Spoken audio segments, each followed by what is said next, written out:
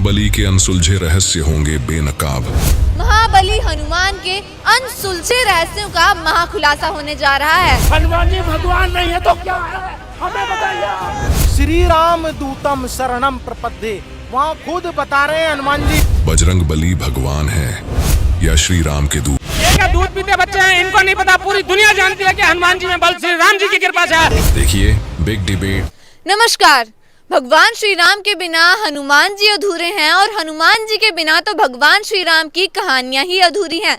जी हाँ दर्शकों, आपने भी ये लाइन जरूर सुनी होगी, दुनिया चले ना श्री राम के बिना और श्री राम जी चले ना हनुमान के बिना। तो इसी सिलसिले पर आज महाबली हनुमान के अनसुलझे रहस्यों का महाखुलासा होने जा रहा है। तो चलिए शुरू करते हैं आज का अपना ये विशेष कार्यक्रम, जहां एक और तो हमारे साथ हैं महाबली हनुमान के भक्त, तो वहीं दूसरी ओर हमारे साथ हैं संत रामपाल महाराज के समर्थक। सबसे पहले हनुमान भक्तों से जान लेते हैं कि वो अपने क्या विचार व्यक्त करना चाहते हैं। जी जय बजरंग बली। अजब आपकी शक्ति है, अजब आपके रंग, चरणों में गिर गया ऐ मेरे बजरंग। हनुमान जी महाबली हैं, बजरंग बली हैं, शिव जी के 11वें रुद्र अवतार हैं, वह संकट मोचन हैं, रामदूत हैं, वह महान बलशाली भगवान हैं और हमारे इष्ट भी हैं। जय बजरंग बली। श्री गुरु चरण सरोज रज, निज मन मुकुर सुधार, बरनऊ रघुबर बिमल जस, जो दायक फल चार। बुद्धिहीन तनु जानिके, सुमिरहु पवन कुमार, बल बुद्धि विद्या देत मोहि, हरहु कलेश विकार। जी, अब संत रामपाल जी महाराज के समर्थक इस विषय पर क्या कहना चाहेंगे? महंत जी, मैं आपसे एक क्वेश्चन पूछना चाहता हूँ। जैसे कि आपने भगवान हनुमान बोला है, तो आप हनुमान जी को भगवान बता रहे हैं, तो आपके पास वेदों में या हमारे जितने भी माननीय शास्त्र हैं, क्या आपके पास इसका प्रमाण है कि भगवान है हनुमान जी? जी, यहाँ पर आपके लिए क्वेश्चन आया है, आप लोग ये बताइए कि हनुमान जी के भगवान होने का किस शास्त्र में प्रमाण मिलता है? जय बजरंग बली। अरे ये कैसी बहकी बहकी बातें कर रहे हैं, प्रत्यक्ष को प्रमाण की जरूरत नहीं होती। अगर इनको प्रमाण चाहिए तो जा करके मेहंदीपुर बालाजी में जाकर के देखे, वहां पर बाबा अपने साक्षात रूप में विराजमान हैं। राजस्थान में सालासर बालाजी में जाकर के देखे, वहां पर भी बाबा अपने साक्षात रूप में विराजमान हैं। ये कैसी बहकी बहकी बातें कर रहे हैं, ये क्या जानते हैं हनुमान जी के बारे में? जय बजरंग बली। जी, तो यहाँ पर हनुमान भक्तों का कहना है कि प्रत्यक्ष को किसी प्रमाण की आवश्यकता नहीं है। अब संत रामपाल महाराज के अनुयायी क्या कहना चाहेंगे? आपके माध्यम से महंत जी से मैं कहना चाहूँगा, जैसे भी महंत जी बता रहे हैं कि प्रत्यक्ष को प्रमाण की कोई आवश्यकता नहीं है। मान्यवर महंत जी, हमारे सदग्रंथों में लिखा है, एक महर्षि तुलसीदास जी की रामचरितमानस में एक वृत्तांत आता है, जब हनुमान जी माँ सीता की खोज करने के लिए लंका में गए और माँ वाटिका में बैठी हुई थी, तो माँ ने हनुमान जी से पूछा कि आप कौन हैं। हनुमान जी ने अपना इंट्रोडक्शन दिया। आप सुनिएगा महंत जी, इस चीज़ को हनुमान जी स्वयं बता रहे हैं। हनुमान जी ने इंट्रोडक्शन दिया, ये सुंदरकांड के अंदर लिखा हुआ है कि रामदूत में मातु जानकी, सत्य शपथ करुणा निधान की। भगवान की सौगंध खाते हुए बता रहे हैं कि मैं राम का दूत हूं। और आपको मानना होगा मान्यवर, आपको मानना होगा। आप सुनिएगा, आपको मानना होगा। हम आपको एक प्रमाण और देते हैं। हमारे गुरुजी ने बताया है, 16वीं शताब्दी में महर्षि तुलसीदास जी ने हनुमान जी को एक वाणी समर्पण करी थी। वो वाणी मैं आपको बता रहा हूँ, हमारे गुरुजी ने बताया है, मनोरजवम मारुत तुल्य वेगम, जितेंद्रियम बुद्धिमताम रिष्टम, श्री राम दूतम शरणम प्रपद्ये। वहाँ खुद बता रहे हैं हनुमान जी, आप सुनिए, वहां पर आप सुनिए, हनुमान जी खुद बता रहे हैं कि मैं श्री राम का दूत हूं। आपको मानना होगा क्योंकि हमारे धर्मशास्त्र बता रहे हैं मान्यवर जी। तो यहाँ पर इन्होंने हनुमान जी को राम भक्त बताया है, यानी वो भगवान नहीं थे, वो रामदूत थे। क्या कहेंगे आप? जी महंत जी, ये लोग कैसी अनाप शनाप बात कर रहे हैं हनुमान जी के बारे में। देखिए आप, हनुमान जी वो महाबली हैं जिन्होंने एक ही छलांग में समुद्र पार करके रावण की सोने की लंका को जला दिया। और हनुमान जी वो महाबली हैं, अगर वो चाहते तो युद्ध से पहले ही माता सीता को रावण का वध करके माता सीता को रामचंद्र जी के पास ले जाते। और उस महाबली की शक्ति देखिए, उस महाबली की शक्ति देखिए, जिन्होंने लक्ष्मण जी के प्राणों की रक्षा करने के लिए एक ही रात में संजीवनी बूटी लाने के लिए द्रोणागिरी पर्वत पर पहुंच गए और उन्होंने और देखिए महंती, महंत जी और देखिए, और सूर्य उदय होने से पहले ही वो संजीवनी बूटी सहित द्रोणागिरी पर्वत को रामचंद्र जी के पास उठाकर ले गए और ये कह रहे कि हनुमान जी भगवान नहीं है। हनुमान जी भगवान नहीं है तो क्या है, हमें बताइए आप। ये क्या कह रहे हैं, ये क्या बोल रहे हैं, हनुमान जी के बारे में क्यों बोल रहे हैं? जी हाँ दर्शकों, यहाँ पर एक बहुत बड़ी बात बाहर निकल कर आई है और आज ये पूरा मानव समाज भी जानता है कि हनुमान जी में इतना बल था, वो महाबली हनुमान थे कि वो एक छलांग में ही समुद्र पार करके चले गए थे और एक हाथ से ही उन्होंने द्रोणागिरी पर्वत को उठा लिया था। अब उनकी शक्तिशाली और उनके महाबली हनुमान जी को आप कैसे नकार सकते हो, उनकी समर्थता को आप कैसे नकार सकते हो? जैसे अभी हमारे भाई साहब ने बताया कि हनुमान जी के अंदर इतना बल था कि वो द्रोणगिरी पर्वत एक हाथ से उठा लाए, समुद्र को पार कर दिया। मैं इनसे पूछना चाहूंगा कि हनुमान जी के अंदर वो बल किसकी कृपा से आया था, क्या ये हमें बता सकते हैं इस चीज को? जी आप लोग बताइए कि हनुमान जी के अंदर जो बल आया था वो किसकी? ये क्या दूध पीते बच्चे हैं, इनको नहीं पता, पूरी दुनिया जानती है कि हनुमान जी में बल श्री राम जी की कृपा से है। जय बजरंगबली। इनका कहना है कि हनुमान जी के अंदर जो बल आया था, जो उनके अंदर शक्ति आई थी, वो भगवान श्री राम की कृपा से आई थी। अब आप क्या बताएंगे? जैसे भी हमारे महंत जी ने बताया कि हनुमान जी के अंदर जो बल आया था श्री राम जी की कृपा से आया था, मेरे को ऐसा प्रतीत होता है कि इन्होंने रामचरितमानस का गुरु परंपरा में रहकर अध्ययन नहीं किया है। हमारे संत रामपाल जी महाराज जी ने रामचरितमानस से हमें बताया है कि रामचरितमानस महर्षि तुलसीदास जी की रामचरितमानस में आता है सुंदरकांड के अंदर श्लोक 3 वाणी नंबर 1 में, जामवंत के वचन सुनाए सुनिए हनुमत हृदय अति वाहे, क्योंकि जामवंत के वचन सुनकर हनुमान जी के अंदर वो बल आया था। और मैं आपको बता दूं हमारे सदगुरु रामपाल जी महाराज बताते हैं कि जामवंत जी ने जो वचन सुनाए थे वो आदि राम के वचन सुनाए थे। आदि राम की कृपा से हनुमान जी के अंदर बल आया था। जी इनका कहना है कि हनुमान जी के अंदर जो बल आया था वो आदि राम की कृपा से आया था। क्या बताएंगे आप? जय बजरंगबली। अरे ये क्या हमको दूध पीता बच्चा समझते हैं? हमने बचपन से रामचरितमानस पढ़ा है, हमने तो आज तक कहीं ऐसा नहीं पढ़ा। अगर ये उसमें लिखा है तो ये हमको प्रमाण दें, प्रमाण दें। जी दर्शकों, यहाँ पर बहुत बढ़िया बात ये रहेगी कि हमारे पास पवित्र रामचरितमानस विद्यमान है, तो यहाँ पर ये सबसे सही रहेगा कि हम पवित्र रामचरितमानस में से ही देख लेते हैं। तो दर्शकों अभी यहाँ पर संत रामपाल महाराज जी के समर्थक प्रमाण दिखाने जा रहे हैं। पवित्र रामचरितमानस यहाँ पर रखी है, तो अभी प्रमाण दिखाइए कि ऐसा कहाँ लिखा है? दिखाइए प्रमाण कहाँ है? प्रमाण दिखाइए। हम प्रमाण देखेंगे। जी सर, आप प्रमाण दिखाइए कि पवित्र रामचरितमानस में ऐसा कहाँ पर लिखा है? हमारे सदगुरु रामपाल जी महाराज जी ने जो हमें प्रमाण दिखाए हैं, हम आपको प्रमाण दिखा सकते हैं। आप देखिए, ये रामचरितमानस महर्षि तुलसीदास जी द्वारा रचित है। इसके टीकाकार हनुमान प्रसाद पोदार हैं। ये गीता प्रेस गोरखपुर से प्रकाशित है। ये सुंदरकांड है, पंचम सोपान सुंदरकांड के 3 श्लोक की पहली चौपाई, जामवंत के वचन सुहाए सुनिए हनुमत हृदय अति वाहे। जामवंत के वचन सुन के हनुमान जी के हृदय में बल आया था। वो कौन से वचन थे? वो वचन आपको किष्किंधा कांड में देखने को मिलेंगे। हमारे संत रामपाल जी महाराज जी ने हमें बताया, ये तत्व ज्ञान है। जामवंत अंगद दुख देख ही कहीं कथा उपदेश विशेष ही, राम तात कहूँ नर जनी मानहूँ निर्गुण ब्रह्म अजीत अज जानहूँ। जामवंत अंगद का दुख देखकर विशेष उपदेश की कथा कही।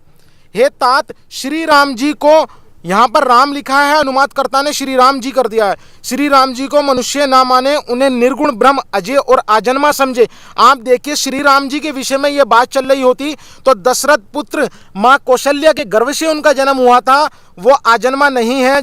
आजन्मा परमात्मा तो कोई और है। आप देखिए, हम सब सेवक अति बड़भागी सतत सगुण ब्रह्म अनुरागी। हम सब सेवक अत्यंत बड़भागी हैं जो निरंतर सरगुण ब्रह्म में प्रीत रखते हैं। यहाँ आजन्मा भगवान की बात हुई है। आजन्मा भगवान वो कोई और है। मैं आपको आगे बताता हूँ ये आजन्मा भगवान कौन है। हमारे संत रामपाल जी महाराज जी ने बताया। पंडित जी आप देखिए, महंत जी, ये किष्किंधा कांड है। किष्किंधा कांड में यहाँ देखिए, जामवंत कहने लगे कि अब मैं बूढ़ा हो गया हूँ, शरीर में पहले वाला बल लेश भी नहीं रहा है।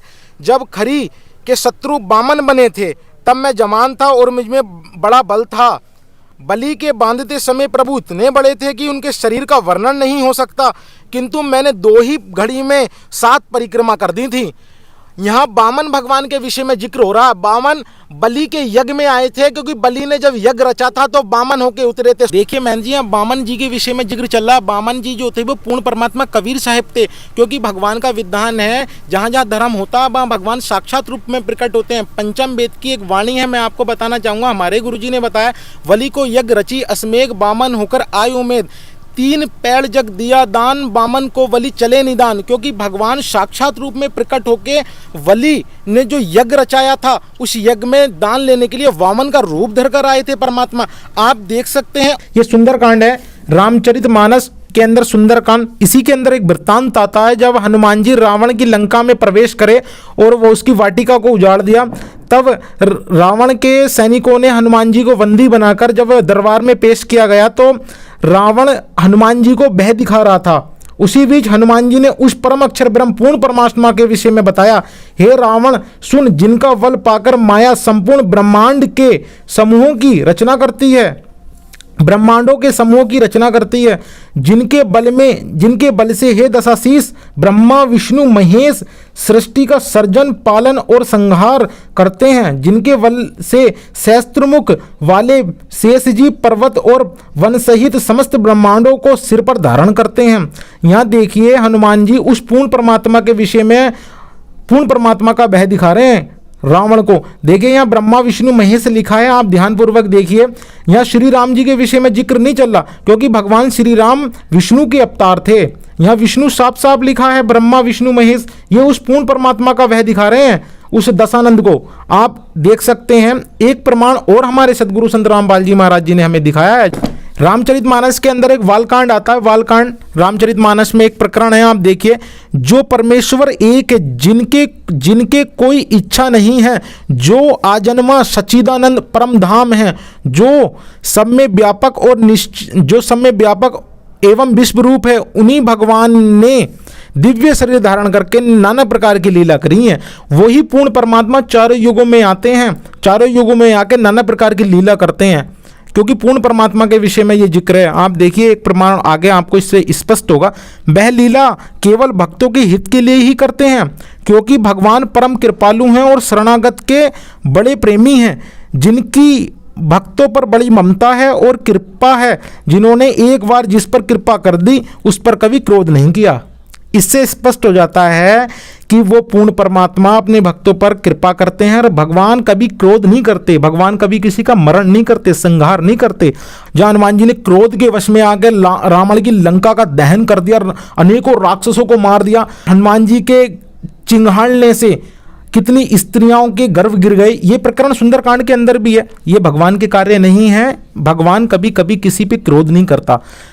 पूर्ण परमात्मा के ये बारे में ये जिक्र है, क्योंकि पूर्ण परमात्मा कभी किसी पे क्रोध नहीं करता। आप ये प्रमाण देखिए, आप इसका क्रॉस चेक भी कर सकते हैं। और जिस आजन्मा भगवान के विषय में जिक्र चला है वो श्री राम जी नहीं है। हनुमान जी को श्री राम जी से बल नहीं आया, आदि राम की कृपा से उनके अंदर बल आया था। वो आदि राम कौन है? हमारे पवित्र वेद भी बताते हैं। पवित्र वेद ऋग्वेद मंडल नंबर 10 सूक्त 4 के मंत्र नंबर 3 में उसका प्रमाण है, आप देख सकते हैं मान्यवर। आपको मानना होगा, हमारे सदगुरु रामपाल जी महाराज जी ने ये सारे धर्मशास्त्र खोल के हमें पढ़ाए हैं। आप देखिए इस प्रमाण को।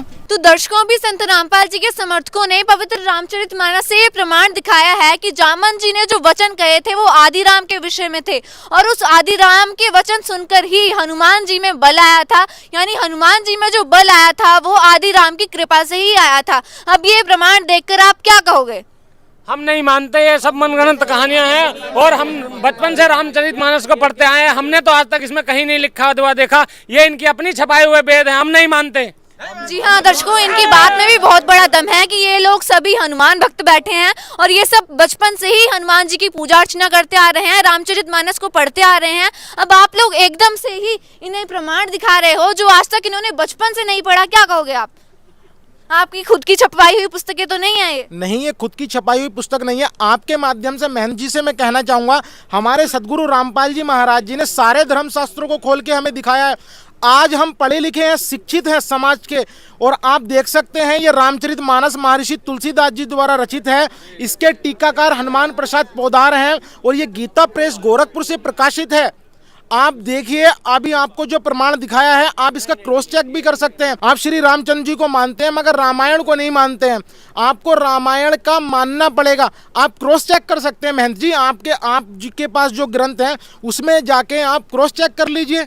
जी हाँ दर्शकों, यहाँ पर आपको दिखाना भी चाहेंगे कि जो इन्होंने रामचरितमानस दिखाई है वो इनकी खुद की छपवाई हुई नहीं है, बल्कि आप देख सकते हैं कि जो इसके टीकाकार हैं वो हनुमान प्रसाद पोदार हैं। तो यहाँ पर ये कॉन्सेप्ट क्लियर होता है कि ये जो ग्रंथ हैं वो उनके खुद के छपवाए हुए नहीं है। और क्लैरिटी के लिए आप लोग इसे खुद भी क्रॉस चेक करके देख सकते हैं। जी अब अगला सवाल, आप लोग क्या करना चाहते हो? महंत जी देखिए कैसी बहकी बहकी बातें कर रहे हैं। हनुमान जी हमारे कलयुग के पूजनीय देव हैं, हम उनकी पूजा करते हैं और लाखों लाभ प्राप्त करते हैं। मैं और मेरा पूरा परिवार हनुमान जी की पूजा करता है और लाखों लाभ प्राप्त कर रहा है, और ये कैसी मूर्खों वाली बातें कर जा रहे हैं। इन्होंने कहा है कि ये बचपन से ही हनुमान जी की पूजा करते आ रहे हैं और हनुमान जी कलयुग के पूजनीय देव हैं। अब क्या बताएंगे आप इस पर? महोदय आप सभी ये बताइए कि क्या आप रामचरितमानस श्री राम और हनुमान जी को मानते हैं कि नहीं मानते? जी क्या बताइए? हम मानते हैं उनको, मानते हैं हम उनकी। इनका कहना है कि ये श्री राम जी की भी मानते हैं, हनुमान जी की भी मानते हैं और पवित्र रामचरितमानस को भी मानते हैं। आप क्या बताएंगे आप आगे? हमारे पूजनीय गुरुदेव संत रामपाल जी महाराज जी ने हमें इस बारे में बताया है कि रामचरितमानस जी में भी ऐसे कई प्रमाण हैं जहाँ पर हनुमान जी स्वयं अपने बारे में स्वीकार करते हैं कि उनकी पूजा करना कैसा है। रामचरितमानस के ही सुंदरकांड हनुमान जी स्वयं स्वीकार करते हैं कि कहो कवन में परम कुलीना, वानर अति चंचल सब हीना, प्रात ले जो नाम हमारा, ते दिन ताहि ना मिले आहारा। अर्थात हनुमान जी स्वयं कहते हैं कि मैं अति चंचल वानर हूँ, जात का कुलीन वानर चंचल हूँ। और लिखा हुआ है रामचरितमानस में, सुन लीजिए लिखा हुआ है रामचरितमानस में, प्रमाण है वहाँ पर। पूरी बात सुन लीजिए, हनुमान जी वहाँ पर कहते हैं कि प्रातः सुबह सुबह जो मेरा स्मरण करेगा, जो मेरा नाम लेगा, उसे उस पूरे दिन अन्न आहार प्राप्त नहीं होगा, भोजन प्राप्त नहीं होगा। हनुमान जी ने स्वयं इस बात को स्वीकार किया है सुंदरकांड में। आपके मानने नहीं मानने से कुछ नहीं होता, रामचरितमानस जी में लिखा हुआ है रामचरितमानस में। आपके मानने ना मानने सर आप और आगे क्या बताओगे? जैसा कि अभी भगत भाई ने हमारे बताया कि हनुमान जी ने नाम के लिए मना करा है, हमारे संत रामपाल जी महाराज जी ने शास्त्रों से ही प्रमाणित करा है कि गीता अध्याय 16 के श्लोक 24 में बताया गया है कि अर्जुन को गीता ज्ञानदाता कह रहे हैं तेरे कर्तव्य और अकर्तव्य की व्यवस्था में शास्त्र ही प्रमाण है। और इसी के साथ साथ 16 के 23 में भी बताया गया है जो शास्त्र विधि को त्याग कर मनमाना आचरण करते हैं ना उनकी गति होती है ना उन्हें सुख की प्राप्त होती है। महंत जी इस प्रकार से तो हनुमान जी की सारी भक्ति साधना आपकी शास्त्र विरुद्ध है, बताइए। तो यहाँ पर संत रामपाल जी के अनुयायियों ने पवित्र रामचरितमानस से इतना बड़ा प्रमाण दिया है कि हनुमान जी खुद कह रहे हैं प्रातः ले जो नाम हमारा, यानी जो सुबह उनका नाम लेता है उसको आहार भी प्राप्त नहीं होता। यानी वर्षों से चलो आ रही जो हनुमान पूजा है उसको शास्त्रों में बिल्कुल ही शास्त्र विरुद्ध बताया गया है। और हमारी डिबेट जिस प्रकार से शुरू हुई थी कि हनुमान जी के अनसुलझे रहस्यों का महाखुलासा होगा, तो वो महाखुलासे होने शुरू हो चुके हैं। पवित्र शास्त्रों से इन्होंने प्रमाण देने शुरू कर दिए हैं कि हनुमान जी की जो पूजा है वो शास्त्र विरुद्ध है। सर और क्या बताना चाहते हैं? मैं आपके माध्यम से इन महंत जी को बताना चाहूँगा, जैसे अभी हमारे भगत भाई ने इतने सारे प्रमाण बताए हैं, हमारे सदगुरु रामपाल जी महाराज जी बताते हैं एक प्रमाण और हम आपको बताते हैं। हमारे सदगुरु रामपाल जी महाराज जी ने बताया कि महर्षि वाल्मीकि जो रामायण है उसके अंदर एक वृत्तांत आता है। महर्षि वाल्मीकि रामायण में 55वां सर्ग, उसके अंदर जब हनुमान जी लंका में गए, जब लंका का दहन कर दिया, क्रोध में आके हनुमान जी ने पूरी लंका का दहन कर दिया। और ये कार्य करने के बाद हनुमान जी को बहुत गलीनी महसूस होने लगी क्योंकि उन्होंने क्रोध के वश में आके पूरी लंका फूंक दी। इसके बाद उन्हें अपने आप पे शर्म सी आने लगी कि मैंने कितना कृत कार्य कर दिया, कि मैं कितना पाप का भागी हो गया।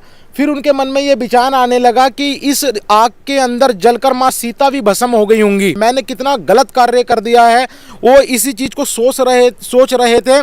फिर एक महर्षि आते हैं, महर्षि ने उनसे पूछा कि हनुमान जी आपने कैसा कार्य करा?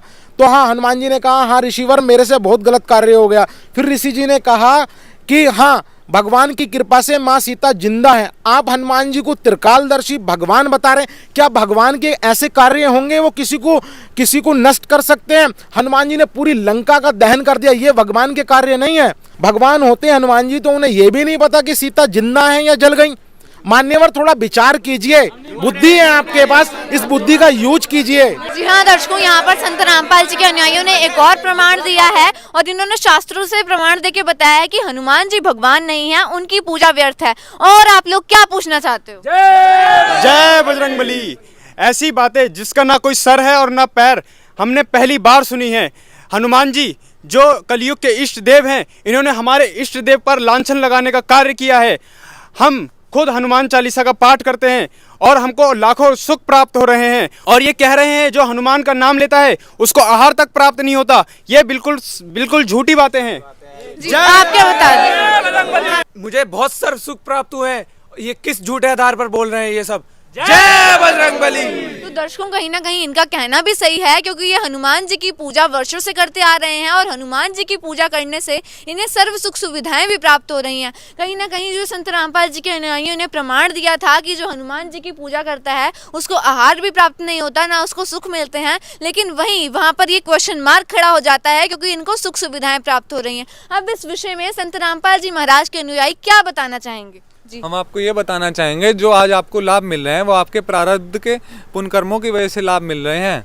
अगर वो आपके पुण्य कर्म खत्म हो जाएंगे तो आपको लाभ मिलने बंद हो जाएंगे। जैसे कि इन्वर्टर की बैटरी जितना चार्ज होती है उतनी ही आउटपुट देती है, लेकिन अगर वो उसके चार्ज खत्म हो जाता है, मतलब आपके आज जितने भी पुण्य कर्म पुराने पिछले जन्मों के हैं अगर ख़त्म हो जाएंगे तो आपको आगे मिलने वाले लाभ जो हैं, जो सुख हैं, वो नहीं मिलेंगे। इसलिए आपको तत्वदर्शी संत की शरण में आकर उससे नाम दीक्षा लेकर भक्ति करनी पड़ेगी। तो दर्शकों यहाँ पर इनकी तरफ से ये बात स्पष्ट होती है कि जो सर्व सुख सुविधाएं इन्हें मिल रही हैं वो पिछले जन्म के संस्कारों के कारण है, और फ्यूचर में सुख प्राप्त करने के लिए तत्वदर्शी संत की शरण ग्रहण करनी होगी। जी, ये हिंदू विरोधी हैं, ये गलत बोल रहे हैं। इनकी बात का कोई निराधार नहीं है, ये किसी आधार से नहीं बोल रहे हैं। जय बजरंग। आप देख सकते हैं कितना आक्रोश यहाँ पर हनुमान भक्तों के अंदर देखने को मिल रहा है। इन दोनों की विचारधाराएं बहुत ही अलग अलग यहाँ पर सामने आ रही हैं। अब और जानते हैं कि इनके अंदर से क्या प्रश्न निकल कर आते हैं। जी सर, क्या बोलेंगे? मैं हनुमान जी का नित्य दिन मंत्र जाप करता हूँ, ओम हंता हनुमंता नमः, और उनका अष्टक पाठ करता हूँ। क्या मुक्तापुर बातें कर रहे हैं? यहाँ पर मंत्र जाप के बारे में इन्होंने कहा है कि ये नित्य ही हनुमान जी के मंत्रों का जाप करते हैं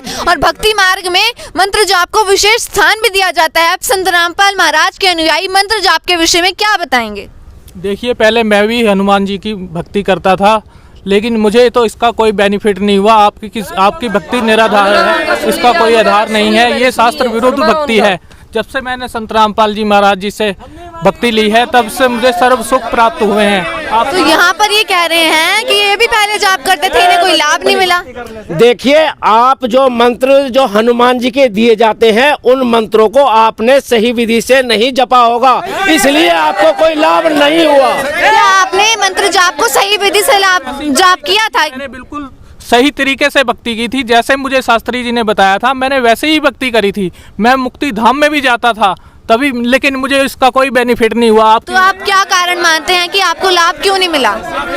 ये शास्त्र विरुद्ध भक्ति है, इसमें कोई शास्त्रों में प्रमाण नहीं है इसका। तो आप लोग ही बताइए कि वास्तविक भक्ति मंत्र कौन से हैं जिनका शास्त्रों में प्रमाण है और जिनसे वास्तव में सुख सुविधाएं प्राप्त हो सकती हैं? जी, अब इन लोगों को लाभ भी हो रहे हैं, मगर ये इनके प्रारंभ के कर्म हैं, उन मंत्रों से लाभ नहीं हो रहे हैं जो ये मंत्र कर रहे हैं, जो हनुमान जी के मंत्र कर रहे हैं। सुन तो लीजिए एक बार, मैं जो बताना चाह रहा हूँ प्रमाण तो दे रहा हूँ ना उस चीज का। जो रामचरितमानस का प्रमाण है उसे तो आप लोग मानेंगे?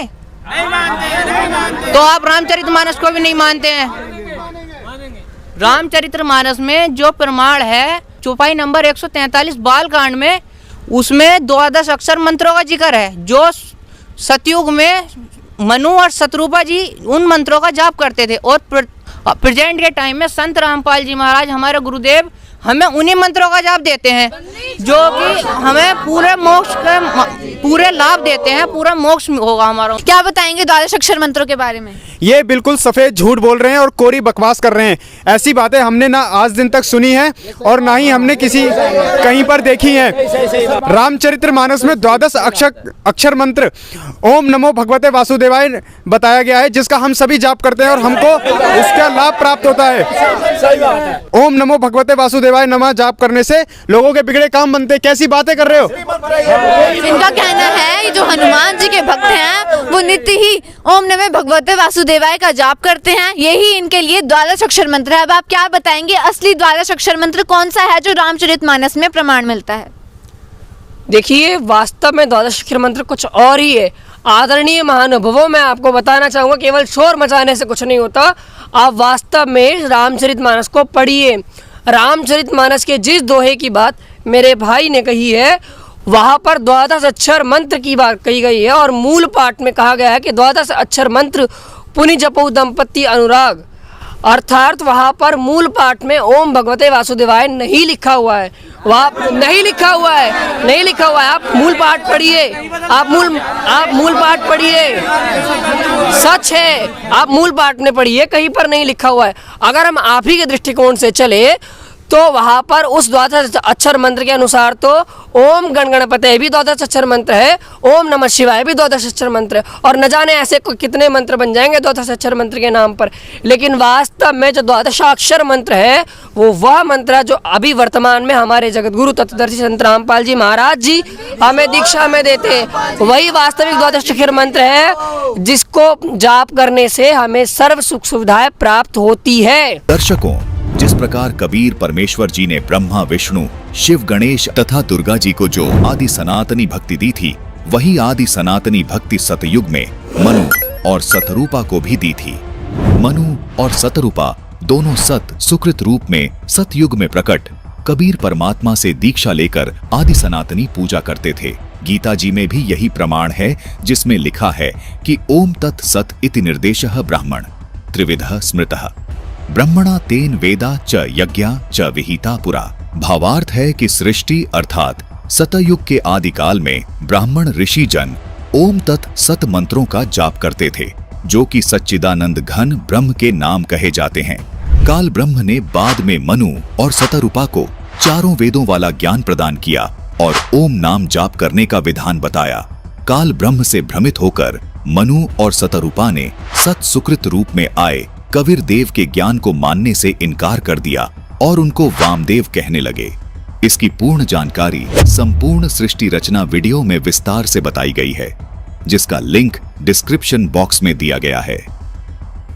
आइए आपको सबसे पहले वो प्रमाण दिखाते हैं जिसमें ये स्पष्ट हो जाएगा कि मनु और सतरूपा सत सुकृत रूप में आए कबीर परमात्मा से प्राप्त आदि सनातनी भक्ति के मंत्र जाप करते थे। रामचरितमानस के बालकांड के दोहा नंबर 143 पर गौर कीजिएगा, जिसमें लिखा है कि द्वादश अक्षर मंत्र पुनि जपहि सहित अनुराग, वासुदेव पद पंकरहु दंपति मण अति लाग।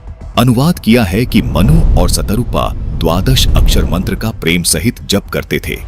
दर्शकों, यहाँ मंत्र जाप करने के बारे में कहा गया है, जबकि अनुवादकर्ता ने ओम नमो भगवते वासुदेवाय को द्वादश अक्षर मानकर अनुवाद में लिख दिया।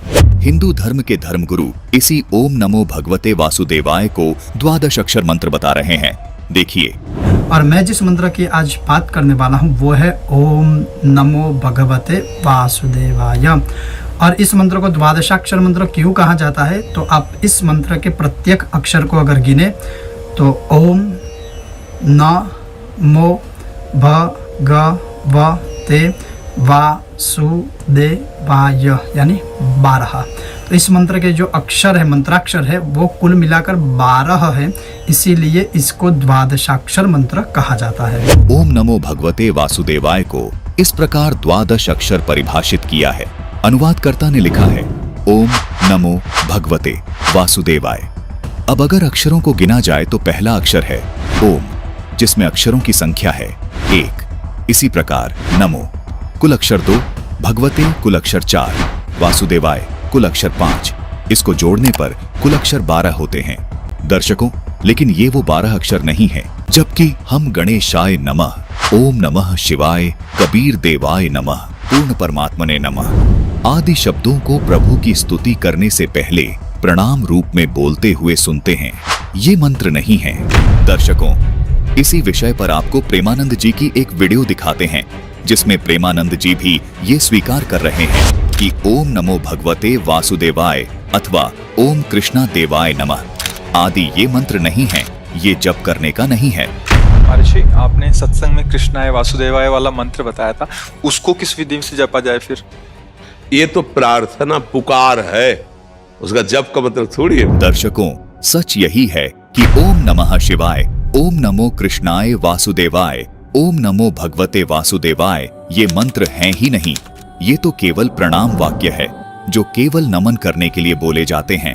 इस बात की पुष्टि जाने माने कथावाचक प्रदीप मिश्रा जी भी कर रहे हैं। इनका भी यही मानना है कि ओम नमः शिवाय केवल प्रणाम वाक्य है। हम अपने मुख से पंचाक्षर मंत्र का जाप करते हैं, नमः शिवाय बोलते हैं तो शंकर जी को नमन होता है। जब हम अपने मुख से षडाक्षर मंत्र का जाप करते हैं, ओम नमः शिवाय कहते हैं तो शिव जी को प्रणाम होता है। दर्शकों, अभी आपको कथावाचक पंडित गिरी बापू जी के विचार भी सुनाते हैं। उनका भी यही कहना है कि ओम नमः शिवाय मंत्र नहीं है, ये केवल प्रणाम वाक्य है। उन्होंने तो ओम नमः शिवाय का अर्थ भी बताया है, सुनिए। ओम नमः शिवाय मंत्र का अर्थ क्या है? ओम का अर्थ है समस्त ब्रह्मांड, अनंत कोटि ब्रह्मांड। नमः का अर्थ है नमस्कार। शिव का अर्थ है कल्याण। शिवाय का अर्थ है शिव और शिवा। हे भगवान शिव और शिवा, नमस्कार करते हम, पूरे ब्रह्मांड का आप कल्याण करो, ऐसा अर्थ इस मंत्र का है। ओम नमः शिवाय कोई मंत्र नहीं है, ये तो सिर्फ प्रार्थना है, प्रणाम रूप में बोले जाने वाला एक वाक्य मात्र है, जैसा कि इन कथावाचकों व धर्म गुरुओं ने खुद भी इस बात को अपने प्रवचनों में स्वीकार किया है।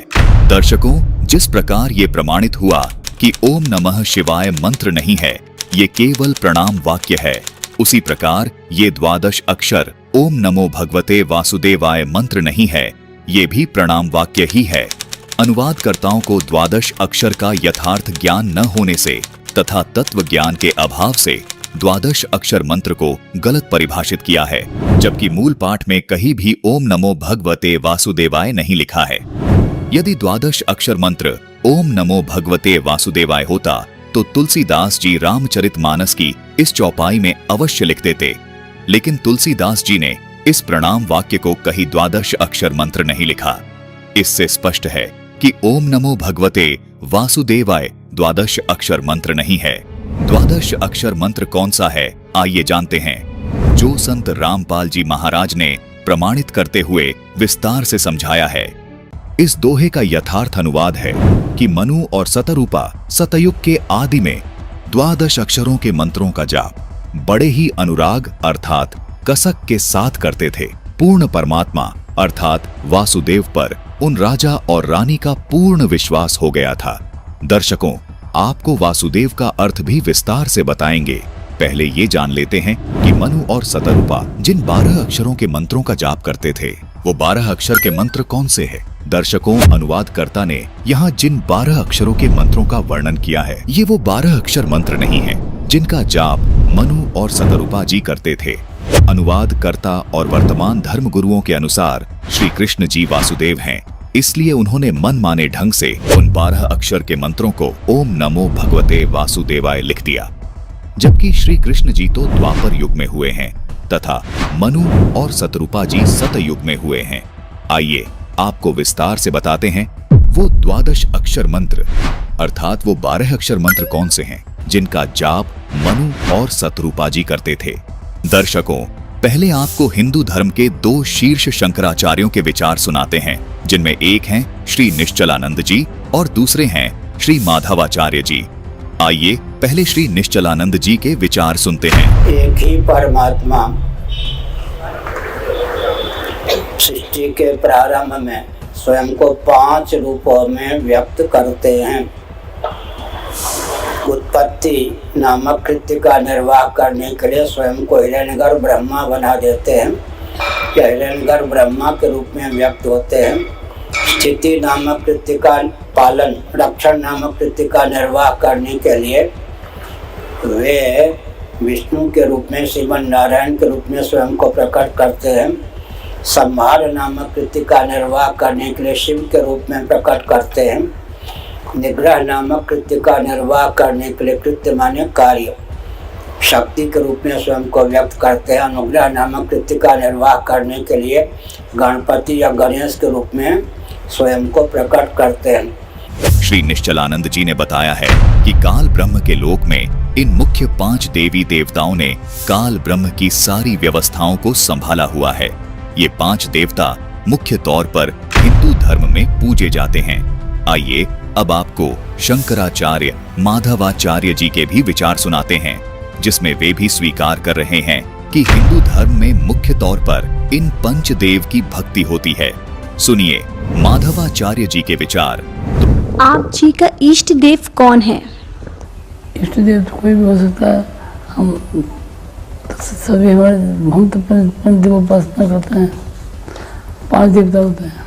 तो दर्शकों, देखा आपने, दोनों ही शंकराचार्यों जी ने ये बताया है कि हिंदू धर्म में इन पंच देवों की भक्ति का प्रावधान है। वे पंच देवता इस प्रकार हैं: ब्रह्मा जी, विष्णु जी, शिव जी, देवी दुर्गा जी और गणेश जी। दर्शकों, शंकराचार्य जी बिल्कुल सही बता रहे हैं कि ये पंचदेव काल ब्रह्म के लोक की व्यवस्था को संभालते हैं। ये देवता प्रत्येक मनुष्य के शरीर में बने कमलों में विराजमान रहते हैं। इसलिए भक्ति साधना में इन पंचदेव का विशेष स्थान है। दर्शकों, अब आपको इन देवी देवताओं की यथार्थ स्थिति के बारे में बताते हैं। विडंबना है कि कुछ धर्म गुरु तो इन देवी देवताओं के अस्तित्व को ही नहीं मानते और कुछ धर्म गुरु इन देवी देवताओं को ही फाइनल गॉड अर्थात पूर्ण परमात्मा माने बैठे हैं। संत रामपाल जी महाराज ने इन देवी देवताओं की स्थिति को बिल्कुल प्रमाणित और सही बताया है। दर्शकों, आज तक हमारे धर्म गुरुओं ने हमें यही बताया था कि भगवान श्री कृष्ण उर्फ विष्णु जी, ब्रह्मा जी, शिव जी से ऊपर कोई भगवान नहीं है। वो अखिल ब्रह्मांड के स्वामी है। दर्शकों, पहली बात तो ये है कि ब्रह्मा, विष्णु और महेश ये अखिल ब्रह्मांड के स्वामी नहीं है, न ही 3 लोक के स्वामी है, बल्कि 3 लोकों में एक विभाग के अधिकारी हैं। ये सब आप अच्छे से जानते ही हैं कि रजगुण विभाग के ब्रह्मा जी, सतगुण विभाग के विष्णु जी और तम गुण विभाग के शिव जी अधिकारी हैं। जैसे एक राज्य में एक मुख्यमंत्री होता है तथा अन्य मंत्री भी होते हैं। मान लीजिए कि एक राज्य में 23 जिले हैं। उन सब जिलों के ऊपर अलग अलग विभागों का एक मंत्री भी होता है। दर्शकों, वो मंत्री उस पूरे राज्य में एक विभाग का मंत्री होता है। उस मंत्री को पूरे राज्य का स्वामी नहीं कह सकते। इसी प्रकार इस ब्रह्मांड रूपी राज्य में 14 लोक अर्थात जिले जानो, और उन 14 जिलों में से इन 3 जिलों में यानी 3 लोकों स्वर्ग लोक, पाताल लोक और पृथ्वी लोक में एक विभाग के मालिक हैं ब्रह्मा, विष्णु, महेश। यानी इन 3 लोकों में ब्रह्मा जी का विभाग है रजोगुण, जिससे जीवों की उत्पत्ति होती है। विष्णु जी का विभाग है सतोगुण, जिससे जीवों का पालन पोषण होता है। और शिव का विभाग है तमोगुण, जिससे जीवों का संहार होता है। इन तीनों देवताओं के पिता, जिसको ब्रह्म कहते हैं, जो क्षर पुरुष है, उसको इस ब्रह्मांड का यानी इस राज्य का मुख्यमंत्री जानो। दर्शकों, ये ब्रह्म क्षर पुरुष यानी मुख्यमंत्री अपने पास इनमें से कोई भी विभाग कभी भी रख लेता है। अर्थात ये सभी विभाग इसी ब्रह्म के अंतर्गत आते हैं, क्योंकि ये ब्रह्मांड यानी प्रांत का भी मालिक होता है। इसी प्रकार ये ब्रह्म इन तीनों देवताओं के ऊपर स्वामी है। इसीलिए ये काल ब्रह्म क्षर पुरुष इन तीनों देवताओं का रूप बनाकर इस ब्रह्मांड की व्यवस्था को भी संभालता है। यही काल ब्रह्म कभी विष्णु का रूप बनाकर, तो कभी शिव का रूप बनाकर, कभी ब्रह्मा का रूप बनाकर इस ब्रह्मांड में मौजूद 14 लोकों की व्यवस्थाएं संभालता है। जबकि ब्रह्मा, विष्णु, महेश केवल तीनों लोकों में एक विभाग की व्यवस्था संभालते हैं। हमारे धर्म गुरु गलतफहमी के कारण विष्णु जी को सर्वेस्वा मानकर ये धारणा बनाकर बैठे थे कि विष्णु ही शिव बन जाता है, विष्णु ही ब्रह्मा बन जाता है। कभी शिव के बारे में ये धारणा बना लेते थे कि शिव ही ब्रह्मा बन जाता है, शिव ही विष्णु बन जाता है। कहते थे कि ये तीनों देवता एक ही हैं, इनमें कोई फर्क नहीं है। जबकि ये सब कलाबाजी उस काल ब्रह्म की है, जिसने प्रतिज्ञा कर रखी है कि मैं कभी किसी के सामने प्रत्यक्ष रूप से सामने नहीं आऊंगा, जिसका प्रमाण गीता अध्याय 7 के श्लोक 24 और 25 में मिलता है, जिसमें ये काल ब्रह्म खुद स्वीकार करता है और श्री कृष्ण जी में प्रवेश करके अर्जुन को बताता है कि यह बुद्धिहीन जन समुदाय मेरे अनुत्तम नियम से अपरिचित हैं कि मैं कभी भी अपने वास्तविक रूप में किसी के सामने प्रकट नहीं होता। अपनी योग माया से छुपा रहता हूँ, इसलिए मुझ अव्यक्त को मनुष्य रूप में आया हुआ अर्थात कृष्ण मानते हैं।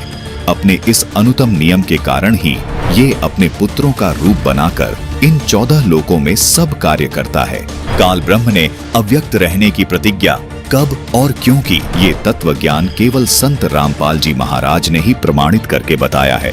कृपया संत रामपाल जी महाराज द्वारा बताई गई संपूर्ण सृष्टि रचना की इस वीडियो को अवश्य देखिए, जिसका लिंक हमने डिस्क्रिप्शन बॉक्स में दे दिया है। जैसे मुख्यमंत्री किसी विभाग के कार्य की फाइल पर जब हस्ताक्षर करते हैं, यानी किसी विभाग का कार्य खुद करने जाते हैं, तो उस समय मंत्री की हैसियत से हस्ताक्षर करते हैं, जबकि होते वो मुख्यमंत्री ही हैं, लेकिन उस समय वो उस विभाग का कार्य देख रहे होते हैं। इसी प्रकार जब इस ब्रह्म को ब्रह्मा, विष्णु या शिव के स्तर का कार्य खुद करना होता है, तो इनका रूप बनाकर वहां प्रकट हो जाता है। इसके बाद आता है अक्षर पुरुष, जिसको उप प्रधानमंत्री के समान जानो। उसके बाद आते हैं सबसे ऊपर वाले पद पर परम अक्षर ब्रह्म, उनको प्रधानमंत्री जानो। वो सब प्रांतों का स्वामी है और किसी भी राज्य के किसी भी जिले में हस्तक्षेप कर सकता है, अर्थात सब राज्यों का यानी सब लोगों पर ऑल ओवर कंट्रोलर होता है। अगर कोई एक विभाग के मंत्री को प्रधानमंत्री बताए तो ये उसकी नासमझी है। यदि कोई ये कहे कि प्रांत का मंत्री कोई मायने नहीं रखता, तो वो भी महामूर्ख है। इसलिए संत रामपाल जी महाराज इन सभी देवी देवताओं से लेकर परम अक्षर ब्रह्म तक की स्थिति को अच्छे से जानते हुए कभी किसी देवता का अर्थात किसी मंत्री का अनादर नहीं करते और न ही किसी मंत्री को प्रधानमंत्री बताकर अर्थात ब्रह्मा, विष्णु, महेश को पूर्ण परमात्मा बताकर उस प्रधानमंत्री यानी पूर्ण परमात्मा का अनादर करते हैं। ऐसी गलती सिर्फ वो लोग कर सकते हैं जिनको ये तत्व ज्ञान नहीं है। दर्शकों, आपसे पुनः निवेदन है कि इन सभी देवी देवताओं की और पूर्ण परमात्मा की संपूर्ण जानकारी प्राप्त करने के लिए डिस्क्रिप्शन बॉक्स में दिए गए लिंक पर क्लिक करके संपूर्ण सृष्टि रचना वीडियो को अवश्य देखिए। दर्शकों, आप संत रामपाल जी महाराज के प्रवचनों पर न सही, लेकिन अपने पवित्र शास्त्रों को कदापि अनदेखा नहीं कर सकते।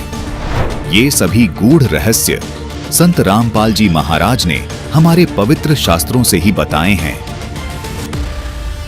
दर्शकों, काल ब्रह्म के लोक से निकलने के लिए तथा हर प्रकार की सुविधा प्राप्त करने के लिए इन्हीं पंच देवी देवताओं की साधना करनी होती है।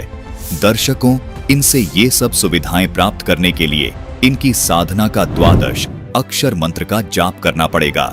लेकिन दुर्भाग्य की बात है कि इन सभी शंकराचार्यों को तथा हिंदू धर्म के इन सभी कथावाचकों, धर्म गुरुओं और प्रचारकों को 12 अक्षर मंत्र की जानकारी नहीं है, जो इन्हीं 5 देवी देवताओं की साधना के यथार्थ मंत्र हैं। सभी शंकराचार्य तथा हिंदू धर्म के ये सभी कथावाचक, धर्म गुरु और प्रचारक इन देवी देवताओं का मूल मंत्र इस 12 अक्षर ओम नमो भगवते वासुदेवाय को माने बैठे हैं और इसी मंत्र का जाप करके मोक्ष की आस लगाए बैठे हैं। यदि सभी शंकराचार्यों तथा हिंदू धर्म के इन प्रचारकों की बात को सत्य माना जाए, तो ये मंत्र 5 देवताओं की भक्ति अर्थात साधना का नहीं हो सकता, क्योंकि ये मंत्र तो केवल वासुदेव के लिए है, जिसे सभी शंकराचार्य जी श्री कृष्ण अर्थात विष्णु जी के तौर पर मानते हैं, जबकि शंकराचार्य जी खुद ये स्वीकार कर रहे हैं कि हिंदू धर्म में मुख्य 5 देवी देवता हैं जो काल ब्रह्म की सब व्यवस्थाओं को संभालते हैं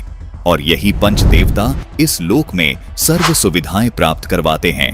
दर्शकों, इन पंचदेव साधना के यथार्थ 12 अक्षर मंत्र आपके सामने उजागर करने जा रहे हैं, जिनको वर्तमान में केवल और केवल तत्वदर्शी संत रामपाल जी महाराज ने ही दुनिया के सामने उजागर किया है।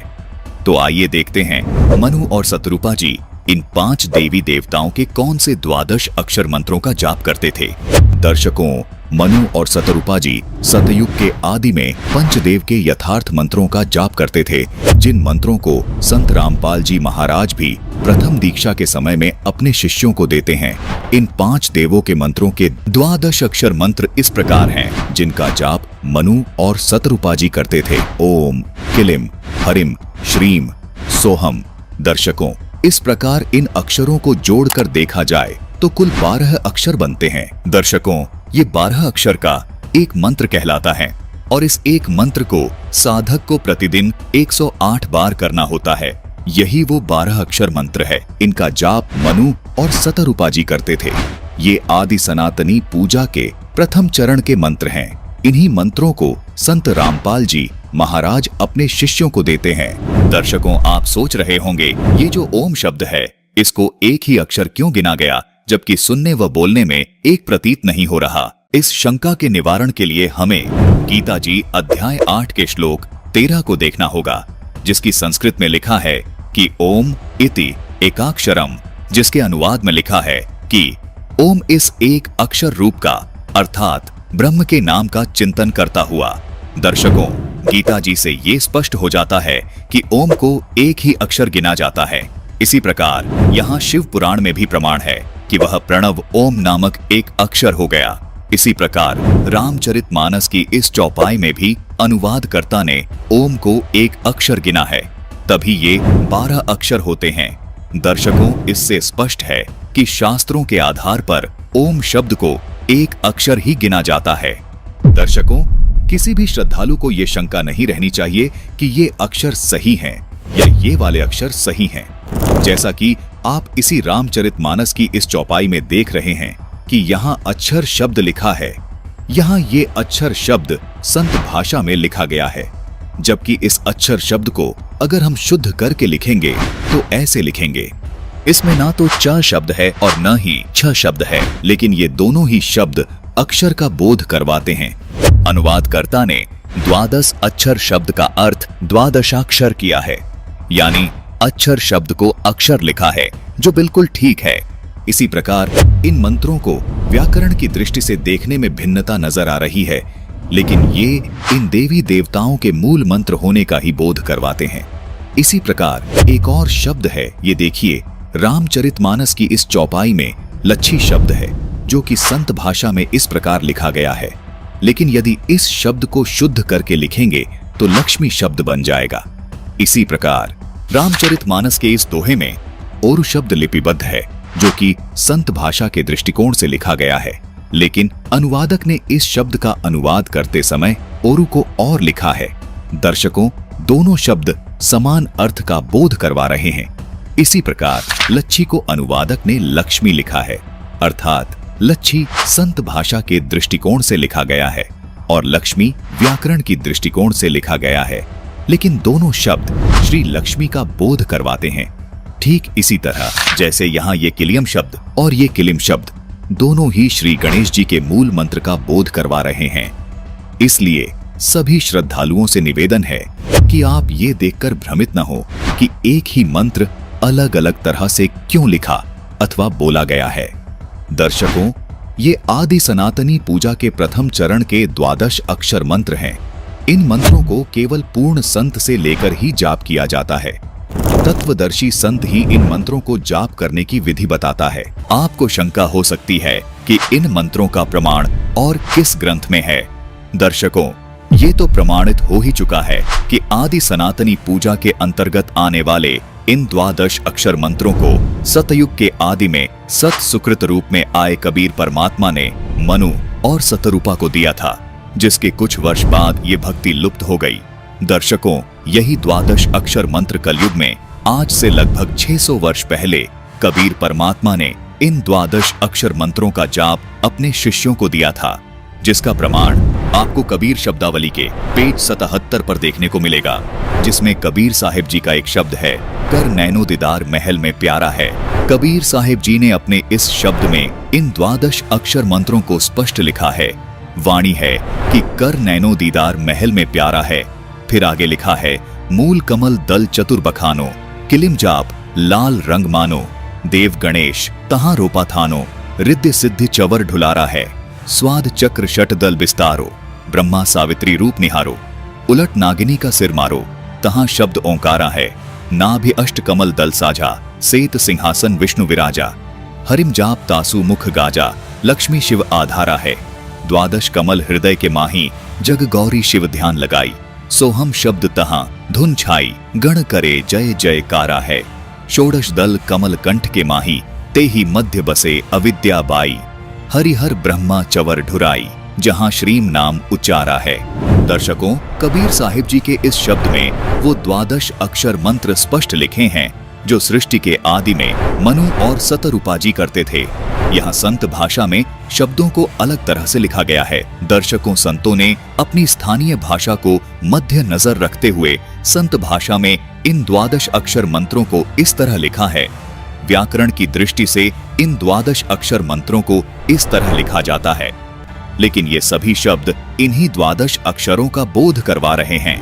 आपको एक प्रमाण और दिखाते हैं। 600 वर्ष पहले कबीर परमात्मा ने इन 12 अक्षर मंत्रों को लिपिबद्ध करवाया, जिसके बाद फिर से इन 12 अक्षर मंत्रों का लोप हो गया था। कबीर परमात्मा ने आज से लगभग 300 साल पहले फिर प्रकट होकर गरीबदास जी महाराज को छुड़ानी में आकर इन 12 अक्षर मंत्रों को प्रदान किया। प्रमाण के लिए देखिए गरीबदास जी महाराज द्वारा रचित अमर ग्रंथ, जिसके ब्रह्म कला अंग में और मुक्ति मुद्रा अंग में ये 12 अक्षर मंत्र स्पष्ट लिखे हैं। देखिए, ये है ब्रह्म कला अंग, जिसमें ये 12 अक्षर मंत्र स्पष्ट लिखे हैं, और ये देखिए, ये है मुक्ति मुद्रा अंग, जिसमें ये 12 अक्षर मंत्र स्पष्ट लिखे हैं। इन्हीं 12 अक्षर मंत्रों का जाप परमात्मा कबीर जी ने नानक जी को दिया था, जिसको नानक जी स्वयं जाप करते थे।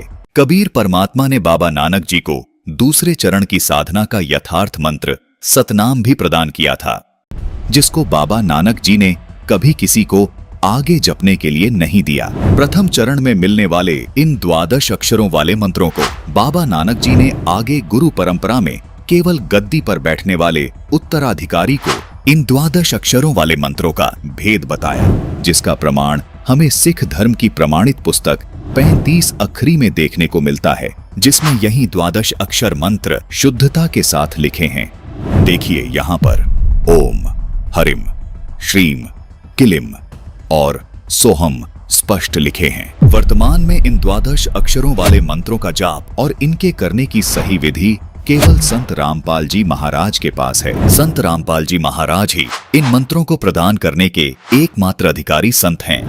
यदि कोई श्रद्धालु इन मंत्रों का जाप स्वतः ही करने लग जाए तो उससे कोई लाभ नहीं मिल सकता। दर्शकों, जिस प्रकार कोई व्यक्ति यदि किसी असली पासपोर्ट की फोटो देखकर खुद से पासपोर्ट बनाने लग जाए या किसी अनधिकारी से हस्ताक्षर करवा के पासपोर्ट प्राप्त करने की कोशिश करे, तो ये उसका व्यर्थ प्रयत्न होगा, जो कि उसके लिए बहुत हानिकारक होगा। इसी प्रकार परमात्मा प्राप्ति के इन मंत्रों का जाप केवल अधिकारी संत से ही प्राप्त कर सकते हैं, जो कि वर्तमान समय में इन मंत्रों को देने के अधिकारी केवल संत रामपाल जी महाराज ही हैं। इन्हीं 12 अक्षर वाले मंत्रों का जाप संत रामपाल जी महाराज प्रथम चरण की दीक्षा में अपने शिष्यों को सन 1994 से दे रहे हैं। दर्शकों, ये 12 अक्षर मंत्र पंचदेव साधना के यथार्थ मंत्र हैं, जबकि ये तमाम धर्म गुरु ओम नमो भगवते वासुदेवाय को 12 अक्षर मंत्र बताकर आपको भ्रमित कर रहे हैं और खुद भी भ्रमित हैं। ओम नमो भगवते वासुदेवाय मंत्र श्री कृष्ण जी का यथार्थ मंत्र मानकर जप रहे हैं, जबकि खुद शंकराचार्य जी भी मानते हैं कि हिंदू धर्म में पंचदेव साधना बताई गई है। कोई धर्मगुरु केवल श्री कृष्ण जी का प्रणाम वाक्य ही बोल रहा है, कोई शिव जी का प्रणाम वाक्य ही बोल रहा है, जबकि दूसरी ओर संत रामपाल जी महाराज श्री कृष्ण जी उर्फ श्री विष्णु जी के सहित ये पंचदेव साधना की यथार्थ भक्ति बता रहे हैं। इन धर्म गुरुओं ने जीवन भर आपसे ओम नमो भगवते वासुदेवाय, ओम नमः शिवाय आदि प्रणाम वाक्य जपवाए हैं, लेकिन श्रद्धालुओं को कोई लाभ नहीं मिला। इसका कारण है कि ये यथार्थ मंत्र हैं ही नहीं। आपकी पुकार इन देवी देवताओं तक पहुंच ही नहीं रही। दर्शकों, इसको एक उदाहरण के माध्यम से समझने की कोशिश करते हैं। मान लीजिए आपको किसी मंत्री से लाभ प्राप्त करना है। अब उस मंत्री से लाभ प्राप्त करने के लिए या तो आपको उसके कार्यालय जाकर उनसे रूबरू होकर अपना कार्य करवाना होगा या आप उनसे मोबाइल पर कॉल करके अपना कार्य उनसे करवा सकते हैं। अब यदि कोई व्यक्ति उस मंत्री का खास बनकर आपको किसी साधारण व्यक्ति का नंबर दे दे या कोई गलत नंबर दे दे तो आप उस नंबर से कोई लाभ प्राप्त नहीं कर पाएंगे। आज इसी प्रकार इन धर्म गुरुओं ने इन देवताओं रूपी मंत्रियों के आपको गलत नंबर दे दिए हैं, जिसको आप जिंदगी भर डायल करते रहें लेकिन कोई लाभ नहीं मिल पाएगा। आप जब तक उनकी साधना का सही नंबर डायल नहीं करेंगे तब तक आप उनसे अपना कोई कार्य सिद्ध नहीं करवा पाएंगे। इन देवताओं के सही नंबर अर्थात वास्तविक साधना के मंत्र संत रामपाल जी महाराज के पास हैं। सभी प्रमाणित संतों ने पंचदेव साधना के इन्हीं मंत्रों का जाप किया है जो संत रामपाल जी महाराज बता रहे हैं। पंचदेव साधना के ये 12 अक्षर मंत्र विश्व कल्याण के लिए कितने महत्वपूर्ण हैं, आइए जानते हैं। भविष्यमालिका पुराण में लिखा है कि 2032 तक पूरे विश्व में सत्य सनातन धर्म प्रतिष्ठित हो जाएगा। ऐसा ही संकेत कबीर परमात्मा ने कबीर सागर में किया है कि सारा संसार सत्य भक्ति अपनाएगा और आदि सनातन धर्म पूरे विश्व में प्रतिष्ठित हो जाएगा। दर्शकों, आदि सनातनी पूजा के प्रथम चरण की ये पूजा ही विश्व में सनातन धर्म प्रतिष्ठित करने में अहम भूमिका निभाएगी। दर्शकों, आज विश्व के सभी प्राणी बेशक अलग अलग धर्मों में बटे हुए हैं। विश्व के सभी मानवों यानी स्त्री व पुरुषों के शरीर की संरचना एक जैसी है तथा इनमें बने कमल भी एक जैसे हैं। प्रत्येक साधक को परमात्मा प्राप्ति के लिए और मोक्ष प्राप्त करने के लिए इन्हीं कमलों से होकर गुजरना होता है। इन 12 अक्षर वाले मंत्र का जाप करने से ये कमल अपने आप खुल जाते हैं। हठ योग करने की कोई आवश्यकता नहीं है। जिस प्रकार ऋषिजन पहले हठ योग करके इन कमलों को खोलने का प्रयत्न करते रहे, जबकि कमलों को खोलने की आसान अवश्रेष्ठ विधि ये है जो संत रामपाल जी महाराज ने बताई है। यही विधि कबीर परमात्मा जी ने अपने शिष्य धर्मदास जी को बताई, अपने शिष्य गरीबदास जी को बताई। यही विधि बाबा नानक जी को तथा उन तमाम महापुरुषों को बताई जिनको कबीर परमात्मा स्वयं आकर मिले। इसी विधि से इन महापुरुषों का मोक्ष हुआ।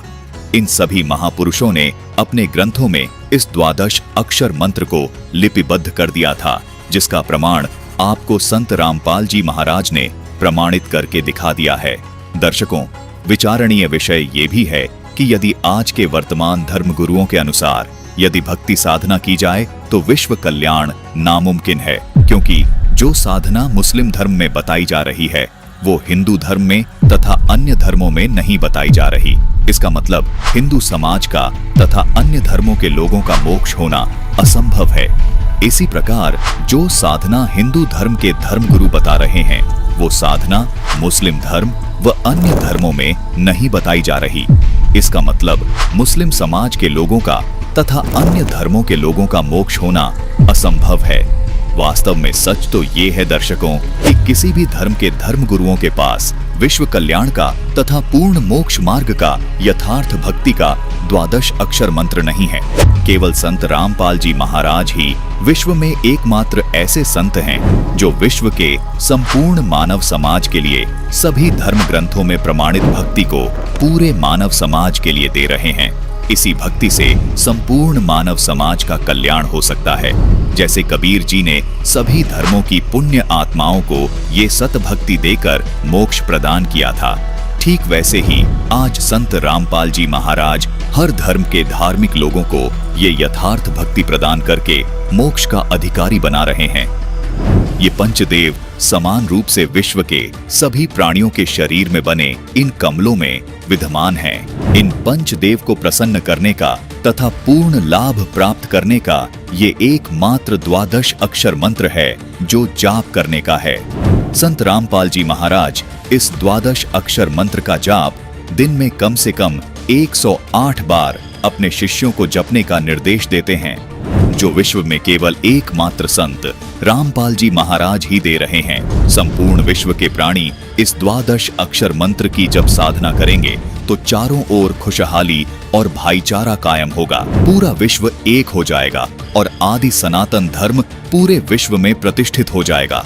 सभी मानवों के जीवन से दुख हमेशा हमेशा के लिए खत्म हो जाएगा, क्योंकि इस द्वादश अक्षर मंत्र में इन पंचदेवों की शक्ति सामूहिक रूप से कार्य करती है। संत रामपाल जी महाराज के अथक प्रयासों से ये शास्त्र प्रमाणित ज्ञान तेजी से विश्व में फैल रहा है। आदि सनातनी पूजा के प्रथम चरण की ये भक्ति पंचदेव से मिलने वाले लाभों को प्रदान करने वाली है तथा संपूर्ण भक्त समाज के लिए संजीवनी है। आदि सनातनी पूजा के 3 चरण होते हैं। प्रथम चरण की साधना में इन पंचदेव की साधना के मंत्र होते हैं। उसके बाद दूसरे चरण की साधना जो कि सनातनी पूजा भी कहलाती है, इसके मंत्र होते हैं ओम तत्, यहाँ तत् सांकेतिक मंत्र है। उसके बाद तीसरे चरण की साधना आदि सनातनी पूजा कहलाती है। इसके मंत्र होते हैं ओम तत्सत, यहाँ तत् और सत सांकेतिक हैं। भक्ति साधना के इन 3 चरणों को आप इस प्रकार समझें, जैसे प्रथम चरण की साधना जो कि पंचदेव पूजा है, उसको आप प्राथमिक शिक्षा जाने अर्थात 5वीं कक्षा तक की पढ़ाई जाने, जिसके पढ़ने से आपको आपके जीवन में केवल आंशिक लाभ प्राप्त होते हैं। लेकिन प्रथम चरण की ये साधना भक्ति मार्ग में बेहद महत्वपूर्ण है। जिस प्रकार 5वीं कक्षा तक की पढ़ाई पूरी किए बिना 10वीं 12वीं तक की पढ़ाई नहीं की जा सकती, इसी प्रकार प्रथम चरण की ये पंचदेव साधना किए बिना दूसरे व तीसरे चरण की साधना नहीं की जा सकती। दूसरे चरण की साधना जो कि सनातनी पूजा है, ये गीता अध्याय 15 के श्लोक 16 में बताए क्षर और अक्षर पुरुष की पूजा है। इसको आप उच्च शिक्षा अर्थात इसको आप 10वीं तक की कक्षा की पढ़ाई जाने, जो आपको प्राथमिक शिक्षा से कुछ ज्यादा लाभ देती है। तीसरे चरण की साधना जो कि आदि सनातनी पूजा है, गीता जी अध्याय 17 के श्लोक 23 में भी इसका वर्णन है। ये गीता अध्याय 8 के श्लोक 3 में बताए परम अक्षर ब्रह्म की पूजा है। इसको आप सर्वोच्च शिक्षा जाने, जो कि आपको सब सुख और लाभ प्राप्त करवाती है। दर्शकों, केवल संत रामपाल जी महाराज ही आध्यात्मिक मार्ग की भक्ति साधना इस प्रकार 3 चरण में पूरी करते हैं। दर्शकों, आपको यहाँ ये भी शंका हो सकती है कि इस द्वादश अक्षर मंत्र को एक नाम अर्थात एक मंत्र क्यों कहा जाता है, जबकि ये तो अलग अलग देवी देवताओं के 5 नाम हैं। दर्शकों, गीता जी अध्याय 17 के श्लोक 23 में ये जो ओम तत् सत मंत्र लिखे हैं, ये भी दिखने में 3 मंत्र हैं, लेकिन इन तीनों नामों को गीता जी में लिखा है कि ओम तत्सत। इस प्रकार का ये सच्चिदानंद घन ब्रह्म का ये नाम कहाँ है? मतलब आदि सनातनी पूजा के तीसरे चरण की साधना का ये एक नाम है। ये 3 नाम मिलकर एक नाम कहलाता है, जिसको संत रामपाल जी महाराज के शिष्य तीसरा नाम अर्थात सार नाम कहते हैं। इसी प्रकार प्रथम चरण की साधना में मिलने वाला द्वादश अक्षर मंत्र ओम, क्लीम, हरिम, श्रीम और सोहम मिलकर एक नाम अर्थात प्रथम नाम कहलाता है। संत रामपाल जी महाराज वे उनके शिष्य हमेशा इन द्वादश अक्षर को प्रथम नाम ही पुकारते हैं। इसी प्रकार दूसरे चरण की साधना का ये ओम तथा तत् मंत्र एक ही नाम अर्थात दूसरा नाम अर्थात सतनाम कहलाता है। संत रामपाल जी महाराज के अनुयायी इन दोनों मंत्रों को प्राप्त करने के बाद कहते हैं कि हमें दूसरा नाम अर्थात सतनाम मिल गया है। अर्थात यहाँ 2 नाम मंत्र होने के बाद भी ये केवल एक नाम ही कहलाता है, जिसको सतनाम कहते हैं। इसी प्रकार तीसरे चरण की साधना का ये ओम तत् सत मंत्र मिलकर भी एक ही नाम कहलाता है, जिसे संत रामपाल जी महाराज के अनुयायी सार नाम कहते हैं अर्थात तीसरा नाम कहते हैं। इसलिए यहाँ दर्शकों को कोई शंका नहीं होनी चाहिए कि इन द्वादश अक्षर मंत्र को एक नाम क्यों कहा है। दर्शकों, ये द्वादश अक्षर मंत्र मिलकर एक ही नाम कहलाता है। संत रामपाल जी महाराज इस प्रकार अपने शिष्यों को सनातनी पूजा के तीनों चरण की साधना का प्रथम नाम, दूसरा नाम और तीसरा नाम देते हैं। इनका कहना है कि संत रामपाल जी महाराज जी ने शास्त्रों से प्रमाणित मंत्र बताते हैं। ओम तत्सत इन्होंने कहा है जो संत रामपाल जी महाराज जी ने बताते हैं, और साथ ही द्वादश अक्षर मंत्रों का भी इन्होंने जिक्र किया है कि संत रामपाल जी महाराज जी इन्हें असली द्वादश अक्षर मंत्र देते हैं, जिसका रामचरितमानस में भी प्रमाण मिलता है। अब आप लोग बताइए, अगला सवाल आप क्या करना चाहते हो? कैसी बातें कर रहे हैं? हनुमान जी की पूजा के लिए मना करते हैं। मैं डेली हनुमान चालीसा का पाठ करता हूँ। इनका कहना है ये नित्य हनुमान चालीसा का पाठ करते हैं, और हमने भी देखा है काफी सारे स्टूडेंट्स भी हैं जो नित्य ही हनुमान चालीसा का पाठ करते हैं। हनुमान चालीसा के पाठ के बारे में आप लोग क्या बताएंगे? सर सबसे पहले तो मैं ये बता दूं कि आप जो ये हनुमान चालीसा के पाठ की बात कर रहे हैं, हमारे गुरुजी ने बताया है कि Hanuman Chalisa is kind of a भक्ति सॉन्ग। यह एक भक्ति गीत है जो कि तुलसीदास जी द्वारा लिखा गया था। सर आप पहले मेरी बात सुनिए, अब यहाँ पे ध्यान से सुनिएगा। 16वीं सेंचुरी में जब तुलसीदास जी आए थे तो उन्होंने हनुमान जी के भक्ति भाव को देखते हुए, उनकी दृढ़ता को देखते हुए, उनको समर्पित होकर उनकी महिमा गाते हुए उन्होंने तुलसीदास जी ने हनुमान जी के लिए ये भक्ति गीत लिखा था, जिसे आज के टाइम में लोग हनुमान चालीसा कहते हैं। अब आप खुद ही बताइए किसी की महिमा गाने से हमें कैसे कोई सुख हो सकता है? अब एक भगत किसी दूसरे भगत को कैसे कोई सुख दे देगा? अब मैं आपको एक एग्जांपल दूं इलेक्ट्रिसिटी का। इलेक्ट्रिसिटी तो आजकल सबको पता है, आज के टाइम में electricity is one of the basic need of a human being. अब इलेक्ट्रिसिटी के मान लो हम यहाँ पे बैठ के आज गुणगान गा रहे हैं, इलेक्ट्रिसिटी से पंखा चलेगा, इलेक्ट्रिसिटी से लाइट जलेगी, इलेक्ट्रिसिटी ऐसे, इलेक्ट्रिसिटी वैसे, बट जब तक हम इलेक्ट्रिसिटी का कनेक्शन लेंगे ही नहीं तो हमें उसके बेनिफिट्स कैसे मिलेंगे? अब आप खुद ही बताइए। हमारे पास उसके लिए प्रॉपर कनेक्शन होना चाहिए, तभी हमें बेनिफिट्स मिलेंगे।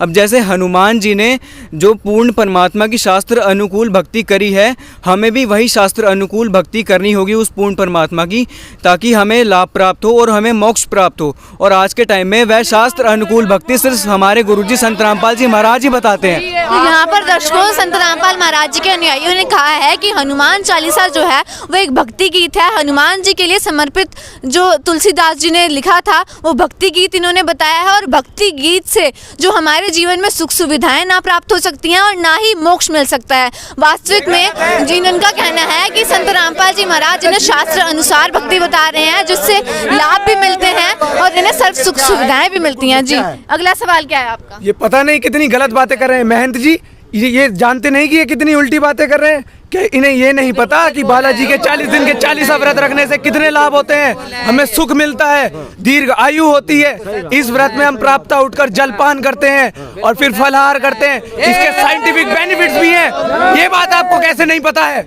तो इनका कहना है कि ये 40 दिन तक हनुमान जी के लिए व्रत रखते हैं, और हिंदू धर्म के काफ़ी सारे धर्मी लोग हैं जो व्रत रखते हैं, उपवास रखते हैं, ताकि उनको उनके जीवन में सुख सुविधाएं प्राप्त हो सके। अब आप व्रत के विषय में क्या बताएंगे? जी, कौन बताना चाहेगा? तो अभी आपने व्रत की बात करी है, तो मैं आपको बता दूं, हमारे गुरु संत रामपाल जी महाराज जी बताते हैं, वो शास्त्रों से प्रमाणित ज्ञान बताते हैं। उन्होंने शास्त्र से प्रमाणित करके बताया है कि व्रत रखना शास्त्र विरुद्ध साधना है। जैसे कि श्रीमद् भगवद गीता अध्याय 6 श्लोक 16 में बताया गया है कि ये योग अर्थात भक्ति ना तो अधिक खाने वाले की और ना ही बिल्कुल ना खाने वाले अर्थात व्रत रखना, और ना ही अधिक सोने वाले की और ना ही बिल्कुल ना सोने वाले की सिद्ध होती है। अर्थात इससे यह सिद्ध होता है कि व्रत रखना एक शास्त्र विरुद्ध साधना है। और आप साथ में बात करते हैं 40 व्रत की, तो हमारे सभी सदग्रंथों में ये प्रमाण है कि हर किसी भी प्रकार के व्रत रखने के लिए मना किया गया है। वहीं व्रत के विषय में अमर ग्रंथ साहिब में संत गरीबदास जी ने कहा है, गरीब प्रथम अन्न जल संयम राखे, योग युक्त सब सतगुरु भाखे। अर्थात अन्न तथा जल को सीमित खावे, न अधिक और न ही कम, यह शास्त्र अनुकूल भक्ति साधना है। साथ ही अमर ग्रंथ साहिब के पारख के अंग में लिखा है, तीर्थ व्रत करे जो प्राणी, तिनकी छूटत है नहीं खानी। ये 14 नौमी 12 व्रतम, जिनसे जम जोरा नहीं डरतम। करा एकादशी संजम सोई, करवा चौथ गदेरी होई। 8 साते करे कंदूरी, सो तो बने नीच गरसूरी। अपने आत्माओं कितनी गजब की बात की है, भगवान ने कमाल कर रखा है कि ये 14 नौमी 12 का कोई भी किसी प्रकार का व्रत है, जो ये करते हो इससे काल के दूत नहीं डरेंगे, तुम्हारी चोटी पकड़ कर ले जाएंगे। ये साधना ठीक नहीं। करें एकादशी संजम सोई, करवा चौथ गदेरी होई। होय होय। एकादशी का व्रत रखने वाले और करवा चौथ का व्रत रखने वाली बहन बेटियां कहते हैं कि अगले जन्म में गधी की योनि में जाएंगी। अब करवा चौथ क्या है बता? करवा चौथ, एक बहन कहती है करवा चौथ इसलिए कि पति की आयु लंबी हो। एक कह रही थी कि मैं उसी दिन करवा चौथ का व्रत रखी हुई थी और उसी दिन मेरे पति की मृत्यु होगी। इस करवा चौथ ने कति ढाल नहीं अड़ाई। और फिर सद्भक्ति ना करने से कहते हैं अगले जन्म में फिर पशु योनियों में जाओगे।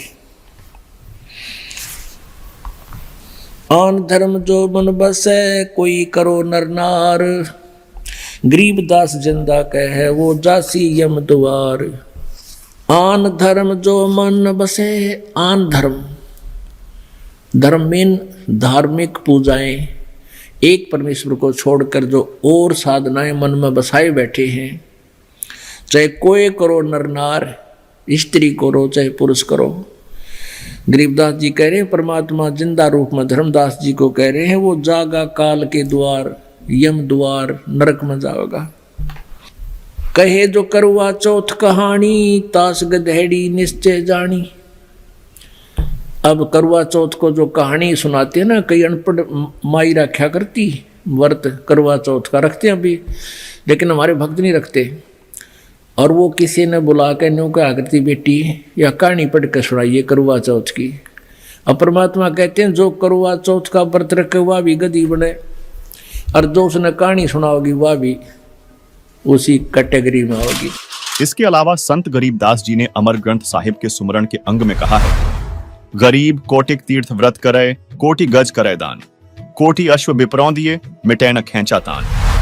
साथ ही व्रतों से होने वाली हानि का एक अन्य प्रमाण हम आपको हाथरस तुलसीदास द्वारा लिखित घट रामायण के पृष्ठ 242 से दिखाना चाहेंगे, जिसमें व्रत के बारे में बताते हुए लोमस ऋषि ने कहा है, सहस बरस एकादशी कीन्हा, अंत जन्म माखी कौलीन्हा, ऐसे बर्थ कीन्हा बहुतेरा, ता का सुनु बरतंत निबेरा, प्रथम एतवार को कीन्हा, ता से जन्म चील्ह कौलीन्हा, मंगल बहुविधि बरत रहाई, ता से जन्म सुवर को पाई, अरु पुनि बरत तीज को कीन्हा, कूकर जन्म ताही से लीन्हा, अरु परदोस नेम से कीन्हा, खरकौ जन्म ताही से लीन्हा, बिति पात विधि से विधि कीन्हा, जन्म जाई बंदर कौ लीन्हा, नौमी बरत अष्टमी कीन्हा, तासे जन्म मूस कौ लीन्हा, अरु अनंत 14 पुनि कीन्हा, तासे जन्म ऊंट कौ लीन्हा, और चतुर्थी बरत बखाना, तासे जन्म भैंस का जाना, और बरत करे झार बनाई, पुनि मुक्ति हमने नहीं पाई। इन वाणियों का अनुवाद भी पढ़ें, जिसमें स्पष्ट लिखा है कि 1000 वर्षों तक एकादशी का व्रत किया और अंत में मक्खी का जन्म लिया। इसी प्रकार अनेक बार अनेक व्रतों को किया, उनका तुम वृत्तांत सुनो। सर्वप्रथम इतवार यानी रविवार का व्रत किया, उससे चील्ह का जन्म मिला। मंगल का व्रत अनेक प्रकार के रूपों में रहा, उससे मुझे सुअर का शरीर मिला। उसके बाद तीज का व्रत किया, उसके कारण मैंने कुत्ते का जन्म प्राप्त किया। इसके बाद नियम से प्रदोष व्रत रखा, उसके कारण गधे का जन्म लिया। नौमी तथा अष्टमी का व्रत किया, उससे मुझे मूस यानी चूहे का जन्म मिला। इसके बाद अनंत 14 का व्रत किया, उससे मुझे ऊंट का जन्म मिला। इसके बाद चतुर्थी का व्रत कहा गया, उससे भैंस का जन्म समझो। और नाना प्रकार के व्रतों का अनुशीलन पूरी तत्परता से पूछा, फिर भी मुक्ति नहीं प्राप्त की। अतः इससे यह सिद्ध होता है कि व्रत रखना शास्त्र विरुद्ध साधना है। तो अब आप ही बताइए कि आप शास्त्रों के अनुकूल साधना कर रहे हैं या शास्त्र के विरुद्ध साधना कर रहे हैं? जी आप क्या बताएंगे? मैं भी आपको एक प्रमाण बताना चाहती हूँ, जो कि रामचरितमानस में हमारे गुरुजी संत रामपाल जी महाराज जी ने बताया है कि बालकांड चौपाई में लिखा हुआ है कि जो हमारे संत रामपाल जी महाराज जी ने बताया है, जो वेदों को छोड़कर कुमार्ग पर चलते हैं वे कपट की मूर्ति और कलयुग के पापों की भांडे हैं, बंदी छोड़ सकते। तो दर्शकों, यहाँ पर इन्होंने व्रत करने का शास्त्रों में प्रमाण दिया है कि गीता जी में और साथ ही रामचरितमानस में भी प्रमाण मिलता है कि व्रत करना मनमाना आचरण है, इससे कोई भी लाभ संभव नहीं है और ये शास्त्र विरुद्ध मनमाना आचरण है। अब नेक्स्ट सवाल है, आप लोग क्या करना चाहते हैं? इनकी तरफ से ये स्पष्ट होता है, इन्होंने क्योंकि शास्त्रों से प्रमाण दिया है कि व्रत करना। अरे हनुमान जी तो अष्ट सिद्धि 9 निधि के दाता हैं, उनकी शक्ति से तो हमारे अंदर भी शक्ति आ जाती है और हमारे सभी दुखों का निवारण होता है और उनकी भक्ति करने से हमें बहुत लाभ मिलते हैं। ये लोग कहते हैं कि हनुमान जी की भक्ति करने से कोई लाभ नहीं मिलते, उनकी भक्ति करने से हमें बहुत लाभ मिलते हैं। जय बजरंगबली। महंत जी ने बिल्कुल सही बोला है। मैं भी वर्षों से श्री बालाजी पंथ से जुड़ा हुआ हूँ और हनुमान जी की शक्ति से अनेकों लाभ होते हैं। हाँ दर्शकों, इन्होंने कहा है कि हनुमान जी की भक्ति से बहुत से चमत्कार होते हैं और बालाजी पंथ का इन्होंने जिक्र किया है। वाकई में बहुत से लोग ऐसे हैं जो बालाजी पंथ को मानते हैं और वहाँ पे बहुत से चमत्कार भी होते लोगों ने देखे हैं। अब आप क्या बताएंगे सर? जी जैसे अभी हमारे मान्यवर ने बताया कि बालाजी और हनुमान जी की भक्ति से हमारे अंदर अष्टसिद्धि 9 निधि आ जाती है, मगर हमारे सदगुरु रामपाल जी महाराज जी बताते हैं कि भक्ति मार्ग में इसका कोई यूज नहीं है, ये सिर्फ एक दिखावा है, क्योंकि भक्ति मार्ग में इन चीज़ों का दिखावा है। हमारे सदगुरु रामपाल जी महाराज जो हमें भक्ति मंत्र देते हैं, उस भक्ति मंत्र से हमारे अंदर 24 सिद्धियाँ आ जाती हैं, मगर उन सिद्धियों का हमें यूज नहीं करना है, क्योंकि हमें परम अक्षर ब्रह्म परमात्मा के घर जाना है। क्यों जो ये मानव का जन्म हुआ है ये मोक्ष प्राप्ति के लिए हुआ है। आप बालाजी की बात कर रहे हैं, तो मैं आपसे पूछना चाहूँगा कि बालाजी में स्थापना कैसे हुई है, कि आप मुझे बता सकते हैं बालाजी धाम की स्थापना जी, कैसे? अब आप लोग बताइए कि बालाजी पंथ की स्थापना कैसे हुई है। जय बजरंगी। देखिए, हमको पता है कि बालाजी धाम की स्थापना कैसे हुई है। वो मोक्ष धाम है और परम गति जो होती है वहीं से होती है। आपको बताने की हमें आवश्यकता नहीं है कि वहाँ की स्थापना कैसे हुई है, हम जानते हैं कि वहाँ की स्थापना कैसे हुई है। जय बजरंगी। जी, आप क्या बताना चाह रहे हैं सर? ये सब हिंदू विरोधी हैं, ये सब हिंदू विरोधी हैं, ये विरोध कर रहे हैं हनुमान जी का। सही कह रहे हैं। तो दर्शकों, अब इस पक्ष से ही जान लेते हैं कि आखिर वास्तव में बालाजी पंथ की स्थापना कैसे हुई है। जी सर, आप बताइए। वहाँ बालाजी की स्थापना कुछ इस प्रकार हुई है। हमारे गुरुदेव जगत गुरु तत्वदर्शी संत रामपाल जी महाराज जी ने हमें बताया है कि वहाँ पर एक सच्चा सुंचा भक्त रहता था, और उसने सुना था कि गुरु बनाने के भक्ति होती है, तो उसने गुरु भी बनाया। उनके गुरुदेव जी ने बताया कि प्रतिदिन रामचरितमानस का पाठ करना चाहिए, तो उसने रामचरितमानस का पाठ करना शुरू किया। वो भगत इतना सज्जन था कि उसने जो आसपास के जितने भी लोग भूत प्रेत से पीड़ित होते थे वो अपने गुरुदेव के पास ले जाता था, और वहाँ भूत चिल्लाते थे कि बाबा छोड़ दे, नहीं आऊँगा। कुछ समय बाद उसके गुरुदेव को कहीं जाना पड़ गया, वो वापस नहीं, उनकी मृत्यु हो गई। लेकिन अब उस भगत ने अपने ही घर पे मंदिर स्थापित कर लिया, और कहीं पर पत्थर की मूर्ति मिली, उसे उठा लाया और घी के दिए जलाने लगा। 3 समय हनुमान चालीसा का पाठ करने लगा। कुछ समय के बाद वहाँ पर कुछ समय के बाद वहाँ पर वो भगत जितने भी भूत प्रेत से पीड़ित थे वो अपने ही यहाँ लाने लगा, और वो जितने भी भूत प्रेत थे वो चिल्लाते कि बाबा नहीं आऊँगा, और उस भगत ने ही प्रवेश कर जाते। इस प्रकार धीरे धीरे जितने भी लोग भूत से पीड़ित होते थे वो सारे के सारे मेहंदीपुर में आने लगे और वही बसने लगे। इस प्रकार वो सारा का सारा मेहंदीपुर जो बालाजी का धाम है पूरा का पूरा भूतगांव बन गया, सच में भूतगांव बन गया। आप बताइए वहाँ सबसे पहले किसकी पूजा होती है? आप बताइए सबसे पहले किसकी पूजा होती है? तो दर्शकों, इन्होंने बताया है कि जो बालाजी धाम है वो पूरा का पूरा भूत गांव बन चुका है, और इनके लिए सवाल छोड़ा है। आप लोग बताइए कि बालाजी पंथ में सर्वप्रथम किसकी पूजा होती है? मैं इसका खंडन करना चाहूँगा। ये बिल्कुल झूठ बात है कि वो एक भूतगाह है। सबसे पहले इन्होंने पूछा है कि हम वहाँ पर किसकी उपासना करते हैं। सबसे पहले हम वहाँ पर गुरु वंदना करते हैं, उसके बाद प्रेतराज सरकार की हम पूजा करते हैं, उसके बाद भैरव बाबा की उपासना करते हैं, और उसके बाद हम बालाजी की पूजा करते हैं, और उसके बाद हम अपने नित्य कर्म करते हैं। प्रेतराज सरकार की जय। अब संत रामपाल महाराज जी के समर्थकों से जानना चाहेंगे कि अब आप लोग क्या उत्तर देना चाहेंगे इसका। जी सर। जैसा कि भाई ने बताया कि हम प्रेतराज की भक्ति करते हैं, तो मैं इन्हें बता दूं, हमारे गुरुजी संत रामपाल जी महाराज जी ने शास्त्रों से प्रमाणित करके बताया, गीता अध्याय 9 के 25 श्लोक में, जो भूतों को पूजेंगे वो भूतों को प्राप्त होंगे, जो पितरों को पूजेंगे पितरों को, और जो देवताओं को पूजेंगे वो देवों को, अर्थात जो पूर्ण परमात्मा की भक्ति करेंगे वो पूर्ण परमात्मा को प्राप्त होंगे। जी मैम, आप क्या बताएंगे? हमारे सदगुरु संत रामपाल जी महाराज जी ने बताया है अपने सत्संगों के द्वारा, माई मसानी सेठ शीतला भैरव भूत हनुमंत, परमात्मा उनसे दूर है जो उनको पूजंत। मैं आपसे क्वेश्चन करूंगी कि ये प्रेतराज सरकार कौन है? जी, आप लोग बताइए प्रेतराज सरकार कौन है, और साथ ही साथ आपको दर्शकों ये भी स्पष्ट कर दें कि इन्होंने गीता जी से प्रमाण दिया है, और साथ ही इन्होंने एक वाणी भी बोली है कि जो भूतों की पूजा करना है वो सब व्यर्थ की साधना है। जी, क्या बताएंगे आप? अरे प्रेतराज सरकार हमारे पूजनीय हैं, हमारे इष्ट हैं, और हम उन्हीं को पूजते हैं, हम उन्हीं को मानते हैं। जय। जी सर, बताइए। जैसे अभी हमारे महंत जी ने बताया कि प्रेतराज जी को ये इष्ट रूप में पूजते हैं। पहली चीज तो ये जिसे इष्ट रूप में पूज रहे हैं वो एक भूत है, ये हम नहीं बता रहे, ये इन्हीं के वेबसाइट पे लिखा हुआ, मेहंदीपुर की जो वेबसाइट है उसी पे लिखा हुआ है। जितनी मेहंदीपुर बालाजी से जो प्रकाशित होती हैं बुकें, सभी में प्रेतराज जी का इतिहास लिखा हुआ। और हमारे गुरुजी ने भी बताया है कि मेहंदीपुर धाम एक भूतगाह है। जैसे कि एक प्रकरण आता है, इन्हीं की वेबसाइट पे लिखा हुआ है कि प्रेतराज जी जयपुर के राजा महेंद्र प्रताप सिंह जी थे, जो मृत्यु के पश्चात प्रेत योनि को चले गए और अपनी प्रेत योनि से इतना परेशान थे, बहुत बालाजी में आते जाते यात्रियों को परेशान करते थे। इसी के उपरांत वहाँ पर हनुमान जी से उन्होंने विनती करी कि बाबा में ये मोक्ष दो। बाबा ने मोक्ष तो नहीं दी क्योंकि हनुमान जी मोक्ष के लायक नहीं है। उन्होंने उनसे कहा कि आप यहाँ विराजमान हो जाइए। तो वहाँ प्रेतराज जी बैठे हैं और प्रेतराज जी ने कहा था कि मैं बालाजी में सर्वप्रथम पूजनीय बनूंगा हनुमान जी। तो हनुमान जी ने कहा कि आप पूजनीय देव हैं। मेहंदीपुर में सर्वप्रथम आप जाएंगे तो हनुमान जी की मूर्ति से भी ऊपर उनकी मूर्ति स्थापित है।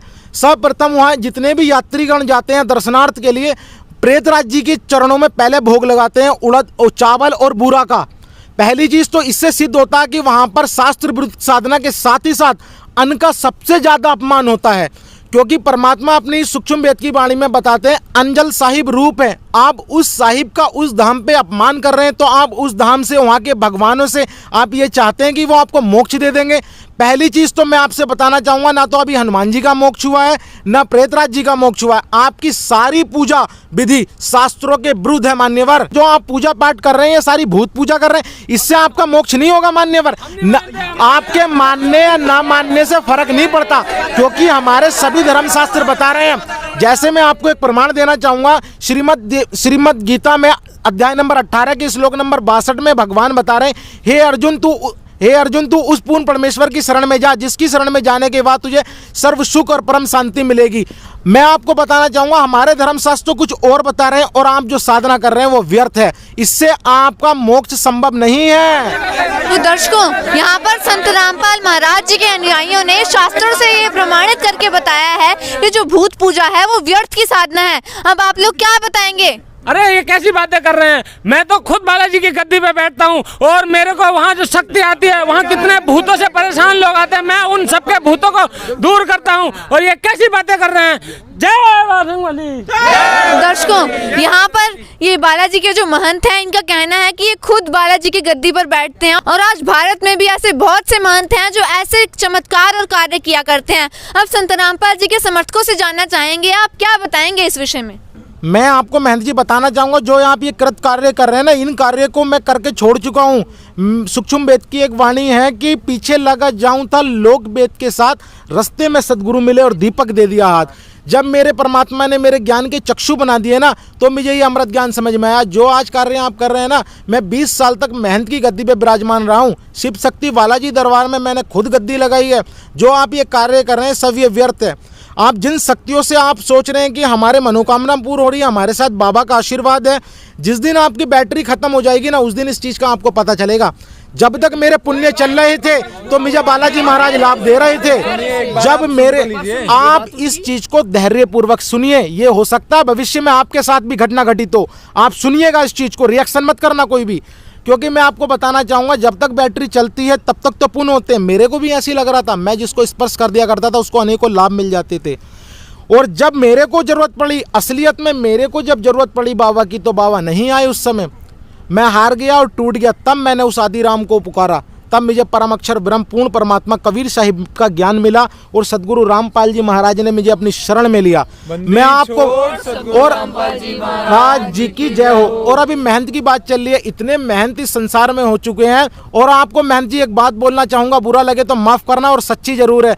कंठी माला सुमरनी पैरे से क्या हो, ऊपर ढूंढा साध का अंतर रखा क्यों। इन मालाओं को पैरने से भगवान नहीं मिलेंगे। भगवान आपको चाहिए तो सदगुरु की शरण ग्रहण करो मान्यवर। जी मैम, आप क्या बताना चाहते हैं? साथ ही में सूक्ष्म वेद में भी एक वाणी है, कबीर देवी देव ठाड़े भये हमको ठोर बताओ, जो मुझ कबीर को पूजे नहीं उनको लुटो खो। आप तो भगवान से कोसों दूर हो, आपकी तो साधना ही शास्त्र विरुद्ध है।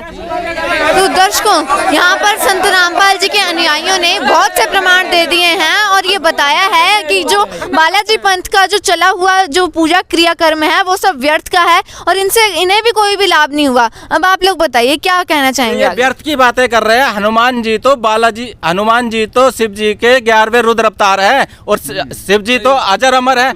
जब वो अमर है तो हनुमान जी अमर क्यों नहीं होंगे? ये तो व्यर्थ की बातें कर रहे हैं। हनुमान जी तो अमर है। जय हनुमान। तो यहाँ पर इन्होंने बताया है कि हनुमान जी 11वें रुद्र अवतार हैं, वो शिव जी के अवतार हैं और शिव जी अमर अविनाशी भगवान हैं और ये हनुमान जी को भी अमर अविनाशी बता रहे हैं। अब संत रामपाल जी महाराज जी के अनुयायी इस पर अपनी क्या राय देना चाहेंगे? जी इन्होंने हनुमान जी को शिव जी का अवतार बताया तो गुरु जी ने हमारे शास्त्रों से प्रमाण करा है। श्रीमद् देवी भागवत स्कंद 3 अध्याय 5 में बताया है, विष्णु जी देवी की स्तुति करते हुए कह रहे हैं, तुम सद स्वरूपा हो, यह सारा संसार तुम्ही से उद्भासित होता है, मैं ब्रह्मा और शंकर तुम्हारी कृपा से ही विद्यमान है, अर्थात हमारा भी जन्म और मृत्यु हुआ करता है।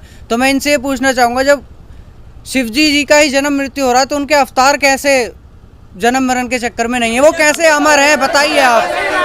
यहाँ पर संत रामपाल जी के समर्थकों ने ये बात स्पष्ट की है, शास्त्रों से स्पष्ट किया है कि हनुमान जी और शिव जी अमर अविनाशी नहीं है, उनका भी जन्म मरण होता है। अब आगे डिबेट में बढ़ते हैं और जानते हैं। हम अपमान नहीं होने देंगे हनुमान जी का, ये साथ बातें कर रहे हैं। तो दर्शकों आप देख सकते हैं हनुमान भक्तों में कितना आक्रोश देखने को मिल रहा है। इनका कहना है कि संत रामपाल जी के समर्थक हनुमान जी का विरोध कर रहे हैं, उनका अपमान कर रहे हैं। सर क्या कहेंगे आप? हम संत रामपाल जी महाराज जी के जितने भी अनुयायी हैं वो हनुमान जी का अपमान नहीं कर रहे हैं। संत रामपाल जी महाराज जी तो ये भी कहते हैं कि हनुमान जी जैसी आधीनी और हनुमान जी जैसी भक्ति भी कोई नहीं कर सकता है। संत रामपाल जी महाराज जी ने हमें गीता जी में खोल कर दिखाया है। गीता अध्याय नंबर 7 के श्लोक नंबर 12 से लेकर 15 तक में ये बताया, जो तीनों गुणों की भक्ति करते हैं वो मनुष्य दूषित कर्म करने वाले मूर्ख व्यक्ति होते हैं और वो गीता ज्ञानदाता को भी नहीं बचते हैं। जैसे कि आप हनुमान जी की पूजा करते हैं तो हनुमान जी भी शिव जी के अवतार थे, तो इसी प्रकार हनुमान जी की पूजा करना भी व्यर्थ होगा। तो दर्शकों यहाँ पर बहुत बड़ी बात निकल कर आई है कि संत रामपाल जी के समर्थकों ने यहाँ पर बहुत से ऐसे रहस्यमय प्रमाण दिखाए हैं शास्त्रों से, जिससे हमारी डिबेट शुरू हुई थी कि महाबली हनुमान के अनसुलझे रहस्यों का महाखुलासा होगा। तो यहाँ पर शास्त्रों के आधार पर बहुत से महाखुलासे भी हो चुके हैं। शास्त्रों में से बहुत सी नई नई बातें यहाँ पर आज आपको भी नई नई सुनने को मिली होंगी। तो आपसे भी अनुरोध करेंगे कि आप शास्त्रों से भी मिलान करेंगे, क्या वाकई में शास्त्रों में ऐसा लिखा है, क्या जो इन्होंने रहस्यमय बातें बताई हैं वो सही भी है या नहीं। अब आगे बढ़ते हैं और जानते हैं क्या प्रश्न है आपका। हनुमान जी संकट मोचनहार है, महाबली हैं, बजरंग बली हैं, वे सबके संकट हार हरते हैं, ये कैसी कैसी बातें बता रहे हैं उनके बारे में। दर्शकों यहाँ पर अगला सवाल निकल कर आया है। इन्होंने कहा है हनुमान जी संकट मोचन है, उन्हें संकट मोचन कहा जाता है, वे लोगों के संकट दूर कर सकते हैं। अब संत रामपाल जी के अनुयायियों से जानना चाहेंगे क्या वास्तव में हनुमान जी संकट मोचन है? जी सर आप बताइए। नहीं, वास्तव में हनुमान जी संकट मोचन नहीं थे। हमारे पूजनीय गुरुदेव संत रामपाल जी महाराज जी ने हमें प्रमाणित किया है। सारकांड अध्याय है, उस सारकांड में एक प्रकरण आता है कि जब हनुमान जी लंका दहन करने के बाद सीता जी का कंगन लेकर आ रहे थे तो वो कंगन एक वानर चुरा कर ले गया और वानर उस कंगन को मुनिंद्र ऋषि की कुटिया पर ले गया। वहाँ उनसे वो कुटिया में वो कंगन नहीं ढूंढा गया। अब वहाँ पर मुनिंद्र ऋषि उन्हें मिले और उन्होंने बताया कि इस कंगन में से तुझे जो भी कंगन ठीक लगता है वो ले जा, सब के सब एक जैसे है। वहाँ पर उन्होंने पूछा कि सारे कंगन एक जैसे कैसे है, तो हनुमान जी वहाँ पर दुविधा में पड़ जाते हैं। तब मुनिंद्र ऋषियों ने बताते हैं कि तेरे जैसे वानर प्रत्येक युग में यहाँ आते हैं, हर त्रेता युग में, और ये कंगन लेके जाते हैं। तो इस प्रकार हम देखते हैं कि खुद हनुमान जी संकट मोचन नहीं है, वो खुद संकट में पड़ गए, खुद दुविधा में। इसी प्रकार हमारे गुरुदेव जी ने और आगे प्रमाणित किया है, पवित्र सामवेद, वेद तो हिंदू धर्म के सबसे पवित्र ग्रंथ है। पवित्र सामवेद में लिखा हुआ है, संख्या नंबर 822 स्पष्ट किया है, वहाँ पर लिखा हुआ है कि कबीर परमात्मा ही अपने भक्तों को 3 मंत्रों का नाम देकर जन्म और मरण से रहित करता है। वहाँ पर स्पष्ट कबीर निर्भयति लिखा है। वो कबीर परमात्मा ही है जो 3 मंत्रों का जाप देकर अपने भक्तों को मुक्त करता है, आनंद देता है, और यदि किसी की आयु भी कम रहती तो उसकी आयु भी बढ़ा देता है। तो इस प्रकार ये सिद्ध होता है कि कबीर परमात्मा ही पूर्ण मोक्षदायक है, संकट मोचन है। यह वेद मंत्र है, वेद को मानना पड़ेगा, वेद हिंदू धर्म की सबसे। तो अब आप क्या बताएंगे सर? अरे हनुमान जी के गुरु तो सूर्य देव थे और हनुमान जी राम जी की भक्ति करते थे। मुनिंदर जी कब से हनुमान जी के गुरु हो गए? हनुमान जी में तो इतनी शक्ति थी कि उन्होंने उनके पत्थर पर राम लिखने से ही वो पत्थर समुद्र में तैर गए थे। ये कैसी बातें कर रहे हैं ये? जी हाँ दर्शकों, ये बहुत बड़ी धारणा भी है समाज में कि हनुमान जी राम जी के परम भक्त थे, उनके राम राम लिखने से ही समुद्र में पत्थर तैर गए थे। अब आप लोग क्या बताएंगे इस विषय में? जी बताइए सर। जैसे अभी हमारे भाई ने बताया, इतने सारे प्रमाण दिए, ये आपको मानना पड़ेगा। ऐसी बहुत सारे प्रमाण हम आपको दे सकते हैं। हमारे गुरुजी बताते हैं पंचम वेद के अंदर ये प्रकरण आता है कि हनुमान जी को मुनिंदर ऋषि जी मिले थे। मैं आपको बताना चाहूँगा, जैसे अभी हमारे भाई ने बताया कि ऐसे प्रमाण, कई सारे प्रमाण हैं, क्योंकि ये सभी धर्मशास्त्रों में प्रमाणित है। हमारे गुरुजी ने बताया है, ये पंचम वेद के अंदर भी एक जिक्र आता है, पंचम वेद में भी मुनिंदर ऋषि जी का जिक्र है। आपको पता होगा कि हनुमान जी जब राजा राम जी का तिलक हो गया, अयोध्या के अंदर राजा राम जी आ गए, जब माँ सीता सभी को उपहार भेंट कर रही थी, उसी बीच माँ सीता ने हनुमान जी को एक माला भेंट की थी। हनुमान जी ने वो माला ली और उसमें देखा कि माला को वो बैठ के तोड़ने लगे, उसके अंदर मोतियों में देखने लगे कि मेरे राम तो नहीं है इसके अंदर। ये दृश्य देखकर सीता जी उनसे पूछती हैं कि ये वानर क्या हरकत कर रहा है, इतनी महंगी बहुमूल्य माला को ये तोड़ रहा है। तब उन्होंने कहा कि तू रहा वानर का वानर। इस चीज़ को देखकर हनुमान जी ने जब ये चीज़ सुनी तो उन्हें बहुत बुरा लगा और इस चीज़ से उनका दिल आहत हुआ और वह वन की ओर चले गए। उसी वन में एक ऋषि उन्हें मिले थे जो मुनिंदर ऋषि थे, वही मुनिंदर जो पूर्ण परमात्मा थे, क्योंकि भगवान चारों युगों में आते हैं। सतयुग में सत सुकृत का टेरा, त्रेता नाम मुनिंदर मेरा, द्वापर में करुणामय का है, कलयुग नाम कबीर दहाय। पंचम वेद में बहुत सारे अनेकों प्रमाण हैं। तो दर्शकों, हमें प्रमाण दिखाइए।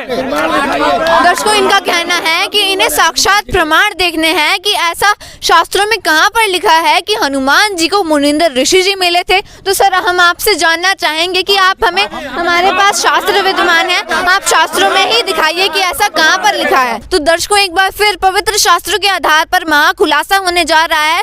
संत रामपाल जी महाराज जी के अनुयायी हमारे साथ हैं और साथ ही हनुमान भक्त भी हैं जो यहाँ प्रमाण देखने के लिए आए हुए हैं। अब देखते हैं कि क्या वास्तव में संत रामपाल महाराज जी के अनुयायी प्रमाण दिखा भी पाएंगे या नहीं। क्या ये हनुमान जी के अनसुलझे रहस्यों का महाखुलासा कर भी पाएंगे या नहीं। जी सर, दिखाइए, प्रमाण दिखाइए। ये पंचम वेद है, कबीर सागर, संपूर्ण 11 भाग।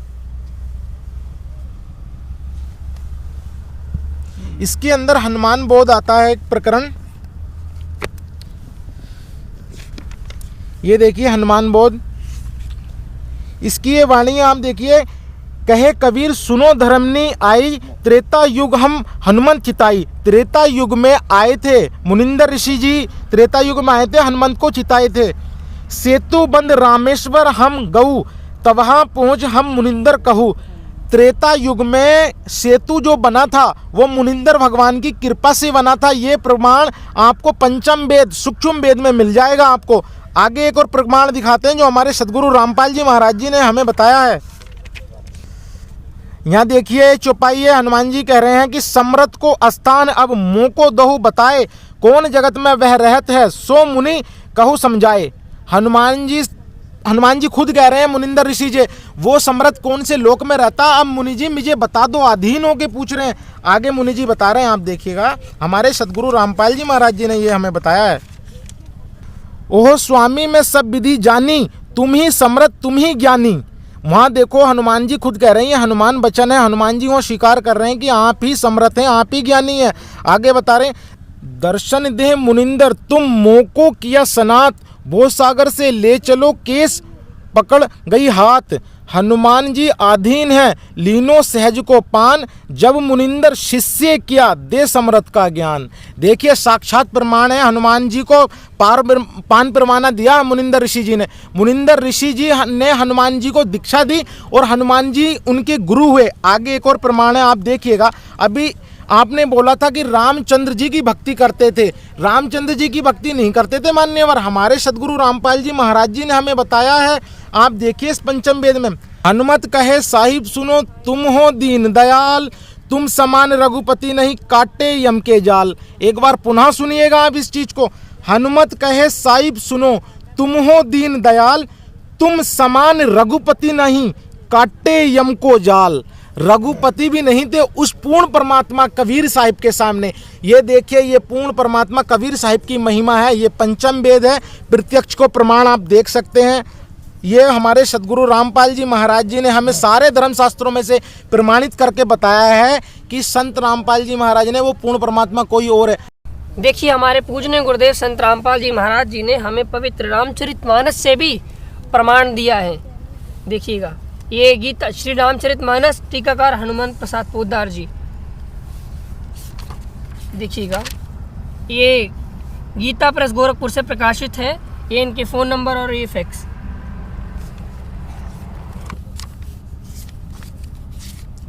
ये देखिए, यहाँ पे लिखा हुआ है बाल कांड है, पेज नंबर 137 है।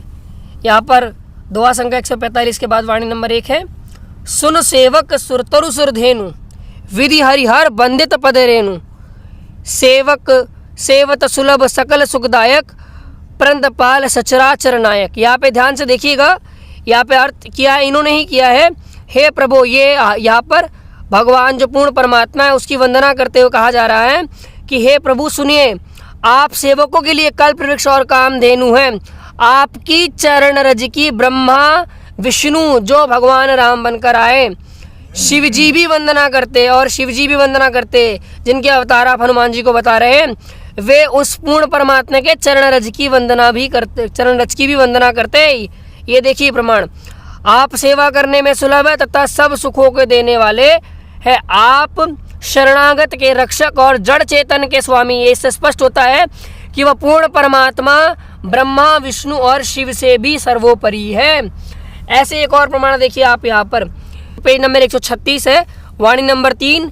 नेति नेति जय वेद निरूपा निजानंद निरूपादि अनूपा शंभु विरनचि विष्णु भगवान उपजयिता जासु अंश ते नाना। यहाँ पे ध्यान से देखिए, ये इन्होंने ही अर्थ किया है, जिन्हें वेद नेति नेति यानी यह भी नहीं और यह भी नहीं कहकर निरूपण करते हैं, जो आनंद स्वरूप है, उपाधि रहित है और अनुपम है, एवं उनके जिनके अंशों से अनेकों शिव, ध्यान से देखिए, जिनके रूप आप बता रहे हैं हनुमान जी को, शिव ब्रह्मा और विष्णु भगवान यानी कि राम जी प्रकट होते हैं। इससे ये स्पष्ट होता है कि वो पूर्ण परमात्मा वो इन सभी देवताओं का जनक है। ये शिव ब्रह्मा और विष्णु उसी परमात्मा के अंश हैं। तो इससे स्पष्ट होता है कि भगवान ब्रह्मा विष्णु और शंकर से भी सर्वोपरि कोई देवता है और वह राम या हनुमान जी से भी परे कोई देवता जिनकी भक्ति ये भी करते हैं। तो इससे स्पष्ट हो जाता है कि इन तीनों से परे कोई देवता जो कि भक्ति योग्य है। अब आप ही बताइए कि वो पूज्य देवता है कौन, आखिर उसका नाम क्या है और हनुमान जी से उनका क्या रिलेशन है, आप इसको थोड़ा स्पष्ट तरीके से बताइए। हमारे पूजनीय गुरुदेव जी ने हमें बताया है कि वह पूर्ण परमात्मा जिसका वर्णन आदि राम के रूप में रामचरितमानस में किया गया है, वेदों में किया गया है, वह पूर्ण परमात्मा कबीर देव कबीर साहब है, जिन्होंने 600 वर्ष पहले काशी में जुलाहे की भूमिका की थी। और वह परमात्मा त्रेता युग में मुनिंद्र नाम से लीला कर रहा था और वही हनुमान जी के गुरु के रूप में आए थे। वास्तव में पूर्ण परमात्मा ही ज्ञान प्रदान करने वाला यानी विद्या का प्रदाता है। लेकिन वह परमात्मा कौन है, यह आपके दिमाग में सवाल उठ रहा होगा। तो इसका जवाब भी हमारे पवित्र सदग्रंथों में ही है। श्रीमद् भागवत गीता अध्याय 15 श्लोक 4, अध्याय 18 श्लोक 64, अध्याय 15 श्लोक 17 में गीता ज्ञानदाता ने कहा है, उत्तम पुरुष तो गीता अध्याय 15 श्लोक 16 में बताए गए उपरोक्त दोनों प्रभुओं अक्षर पुरुष तथा अक्षर पुरुष से अन्य ही है, जो तीनों लोकों में प्रवेश करके सबका धारण पोषण करता है एवं अविनाशी परमेश्वर परमात्मा इस प्रकार कहा गया है। उसी की मैं शरण में हूं और वही मेरा पूज्य देव है, जिसे गीता अध्याय 8 श्लोक 3 में परम अक्षर ब्रह्म कहा गया है, जिसे वेदों में कबीरदेव कहा गया है तथा आदरणीय संत गरीबदास जी ने उन्हें अपनी स्थानीय भाषा में कबीर कहा है। दर्शकों, पवित्र यजुर्वेद अध्याय 29 मंत्र 25 में कहा गया है कि आज अर्थात वर्तमान में शरीर रूप महल में दुराचार पूर्वक झूठी पूजा में लीन मननशील व्यक्तियों को लगाई हुई आग अर्थात शास्त्र विधि रहित वर्तमान पूजा जो हानिकारक होती है, अग्नि जलाकर भस्म कर देती है। ऐसे साधक का जीवन शास्त्र विरुद्ध साधना नष्ट कर देती है। उसके स्थान पर देवताओं के देवता पूर्ण परमात्मा सतपुरुष की वास्तविक पूजा है। दयालु जीव का वास्तविक साथी पूर्ण परमात्मा के स्वस्थ ज्ञान अर्थात यथार्थ भक्ति को संदेशवाहक रूप में लेकर आने वाला तथा बोध कराने वाला आप कबीर देव अर्थात कबीर परमेश्वर है। भावार्थ है कि जिस समय भक्त समाज को शास्त्र विधि त्याग कर मनमाना आचरण कराया जा रहा होता है, उस समय कबीर देव अर्थात कबीर परमेश्वर तत्वज्ञान को प्रकट करते हैं। तथा ऋग्वेद मंडल 9 सूक्त 82 मंत्र 1 व 2 में भी स्पष्ट किया है कि वह कबीरदेव अर्थात कबीर परमेश्वर ऊपर के लोक में राजा के समान बैठा है। वहां से बिजली की गति से चलकर आता है और दृढ़ भक्तों को तत्व ज्ञान का उपदेश करता है। ऋग्वेद मंडल 9 सूक्त 96 मंत्र 17 जिसमें लिखा है, शिशुम जज्ञानम हरेयतम मृजंति शुंभंति वहिन मरुतः गणेन कविर गीर्भि काव्येन कविर संत सोमः पवित्राम अत्यति रेभन। अनुवाद, पूर्ण परमात्मा मनुष्य के विलक्षण बच्चे के रूप में जानबूझकर प्रकट होता है तथा अपने तत्वज्ञान को उस समय निर्मलता के साथ उच्चारण करता है। प्रभु प्राप्ति की लगी विरह अग्नि वाले भक्त समूह के लिए कविताओं द्वारा कवित्व से अत्यधिक निर्मलता के साथ कबीर वाणी अर्थात कबीर वाणी द्वारा ऊंचे स्वर से संबोधन करके बोलता हुआ वर्णन करता वह अमर पुरुष अर्थात सतपुरुष ही संत अर्थात ऋषि रूप में स्वयं कबीरदेव ही होता है। परंतु उस परमात्मा को न पहचान कर कवि कहने लग जाते हैं, परंतु वह पूर्ण परमात्मा ही होता है। उसका वास्तविक नाम कबीरदेव है। यही प्रमाण ऋग्वेद मंडल 9 सूक्त 94 मंत्र 1 में है, जिसका भावार्थ है कि जो सर्वशक्तिमान परमेश्वर है वह कवियन व्रजम न अर्थात कवियों की तरह आचरण करता हुआ पृथ्वी पर विचरण करता है। उसी परमेश्वर के विषय में ऋग्वेद मंडल 9 सूक्त 94 मंत्र 3 में कहा गया है कि जो परमात्मा कवियों की भूमिका करके सत्य भक्ति भाव को परिपूर्ण रूप से प्रदान करता है वह कबीरदेव अर्थात कबीर परमेश्वर है। उसके समान कोई भी शूरवीर नहीं है। सर्व ब्रह्मांडों के प्रभुओं में उसकी शक्ति अर्थात समर्थता का यश है। वही आगे ऋग्वेद मंडल 9 सूक्त 96 मंत्र 18 में कहा है, ऋषिमणा या ऋषिकृत स्वर्षाः सहस्त्राणि था पदवीः कविनाम तृतीयम धाम महिषा शिषा संत सोमः विराजमानु राजतिष्ठो। अनुवाद, वेद बोलने वाला ब्रह्म कह रहा है कि जो पूर्ण परमात्मा विलक्षण बच्चे के रूप में आकर प्रसिद्ध कवियों की उपाधि प्राप्त करके अर्थात एक संत या ऋषि की भूमिका करता है, उस संत रूप में प्रकट हुए प्रभु द्वारा रची हजारों वाणी संत स्वभाव वाले व्यक्तियों अर्थात भक्तों के लिए स्वर्ग तुल्य आनंददायक होती है। वह अमर पुरुष अर्थात सतपुरुष तीसरे मुक्तिलोक अर्थात सतलोक की सुदृढ़ पृथ्वी को स्थापित करने के पश्चात मानव सदृश संत रूप में गुबंद अर्थात गुंबज में उच्च टिल्ले जैसे सिंहासन पर उज्जवल स्थूल आकार में अर्थात मानव सदृश तेजोमय शरीर में विराजमान है, यानी वहां राजा के समान बैठा है। इसी का समर्थन ऋग्वेद मंडल 9 सूक्त 86 मंत्र 27 भी करता है, जिसमें स्पष्ट लिखा है परमात्मा द्युलोक के तीसरे पृष्ठ पर विराजमान है।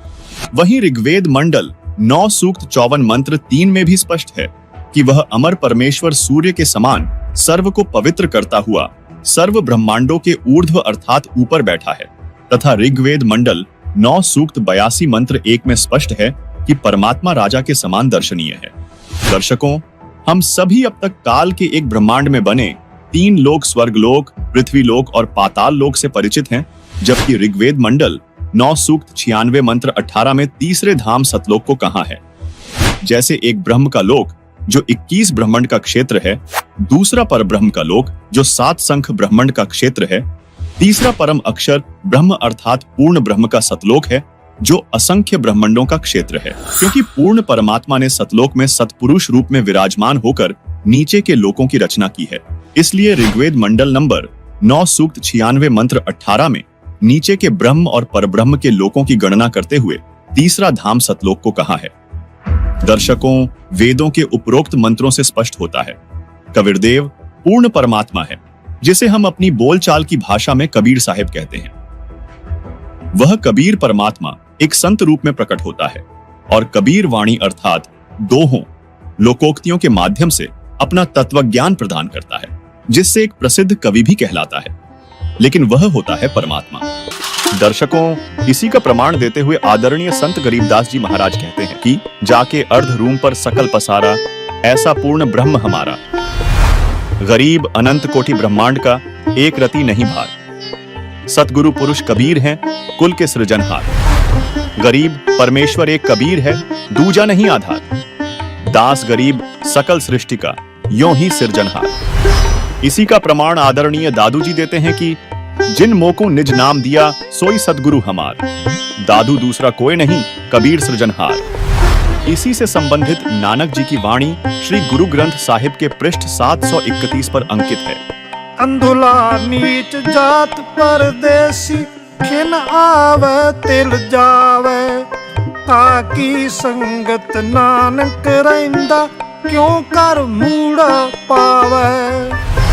इसके साथ एक अन्य उल्लेख गुरु ग्रंथ साहिब में रागसिरी महल्ला पहला पृष्ठ 24 शब्द 29 पर मिलता है, जिसमें नानक जी ने कबीर परमात्मा का जिक्र करते हुए कहा है, एक स्वान दो स्वानी नाल पलके भौंके सदा बयाल, कूड़ शुरा मुठा मुर्दार तान रूप रहा करतार। मैं पत की बंद ना करनी की कार, हाँ बिगड़े रूप रहा विकराल। तेरा एक नाम तारे संसार, मैं एहा आस एहो आधार। रहा मुख निंदा आखा दिन रात, पर कर जो ही नीच सनात। काम क्रोध तन वसै चंडाल, तान रूप रहा करतार। हाही सुरत मुलुकी वेश, हों ठगवाड़ा ठगी देश।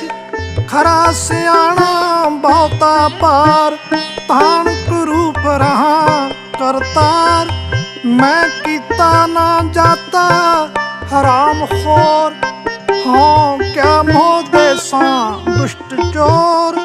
नानक नीच कहे विचार, तान रूप रहा करतार। वहीं श्री गुरु ग्रंथ साहिब के राग तिलंग महल्ला पहला पृष्ठ 721 पर नानक जी ने कहा कि यक अर्ज गुफ्तम पेश तो दरगोश उन करतार। हका कबीर करीम तू बेऐब परवदगार।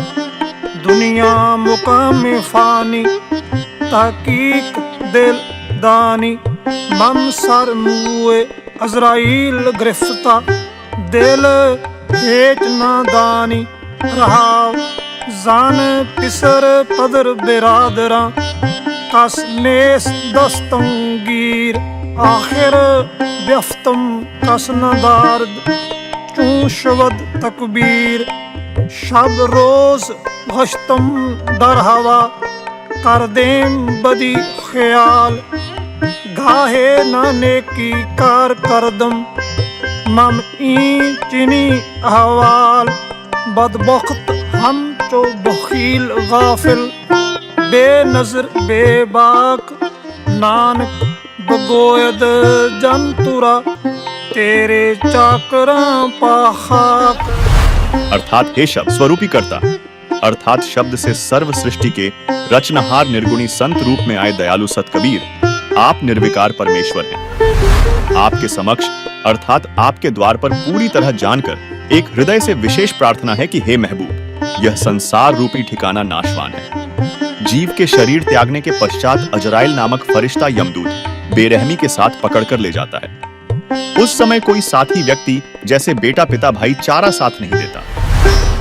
अंत में सर्व उपाय फर्ज अर्थात कोई क्रिया काम नहीं आती तथा आवाज भी बंद हो जाती है। प्रतिदिन की तरह न रुकने वाली चलती हुई वायु की तरह बुरे विचार गस्त करते रहते। शुभ कर्म करने का मुझे कोई जरिया अर्थात साधन नहीं मिला।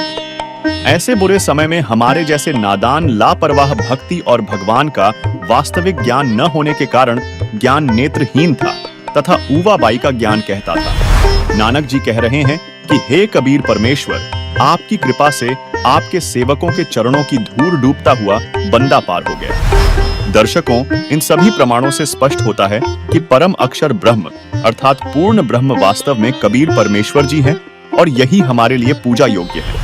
को यहाँ पर संत रामपाल महाराज के अनुयायियों ने पवित्र शास्त्रों से ऐसे अद्भुत रहस्यमयी प्रमाण दिखाए हैं तो शायद आपने भी पहले कभी नहीं सुने होंगे।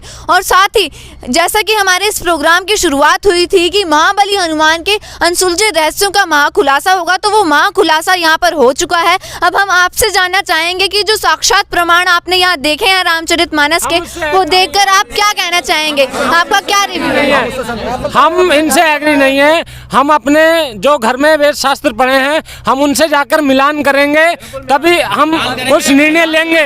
हम इनसे एग्री नहीं है जी। और इन्होंने तो हमें शंका में डाल दिया। हमने आज तक ये नहीं पढ़ा कि हनुमान जी ने अपनी भक्ति करने के लिए मना किया है।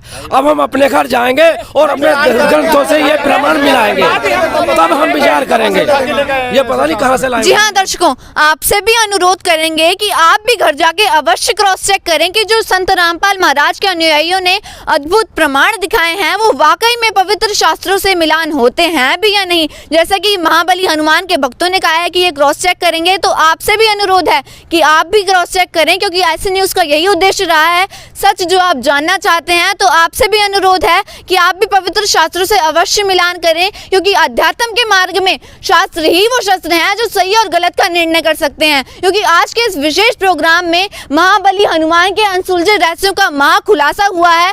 ऐसे अद्भुत रहस्यमय प्रमाणों का महाखुलासा हुआ है जो आज तक, जिससे पूरा मानव समाज अनभिज्ञ था, जो आज तक मानव समाज के सामने नहीं आ पाए थे। आपने भी अवश्य नहीं सुना होगा कि हनुमान जी अपनी पूजा करने के लिए मना कर रहे हैं, लेकिन संत रामपाल महाराज के अनुयायियों ने रामचरितमानस में प्रमाण देकर बताया है कि हनुमान जी स्वयं कह रहे हैं, प्रात ले जो नाम हमारा, ता दिन ते ही न मिले आहारा। यानी कितना बड़ा प्रमाण हमारे सामने आया है। हनुमान जी की भक्ति पर कितना बड़ा प्रश्नवाचक चिन्ह यहाँ पर खड़ा होता है, और वो भी खुद से नहीं बल्कि पवित्र शास्त्रों से ही ये प्रमाण निकल कर आया है। अद्भुत रहस्यमय प्रमाण आज हमने आपके सामने पेशकश किया है इस विशेष कार्यक्रम में। तो आज का इस विशेष कार्यक्रम में आपसे अनुरोध करेंगे कि आपकी जो भी राय है वो आप हमें कमेंट बॉक्स में दें। ऐसे न्यूज़ की इस खास पेशकश में बस इतना ही। वीडियो तक अंत तक बने रहने के लिए आपका बहुत बहुत धन्यवाद।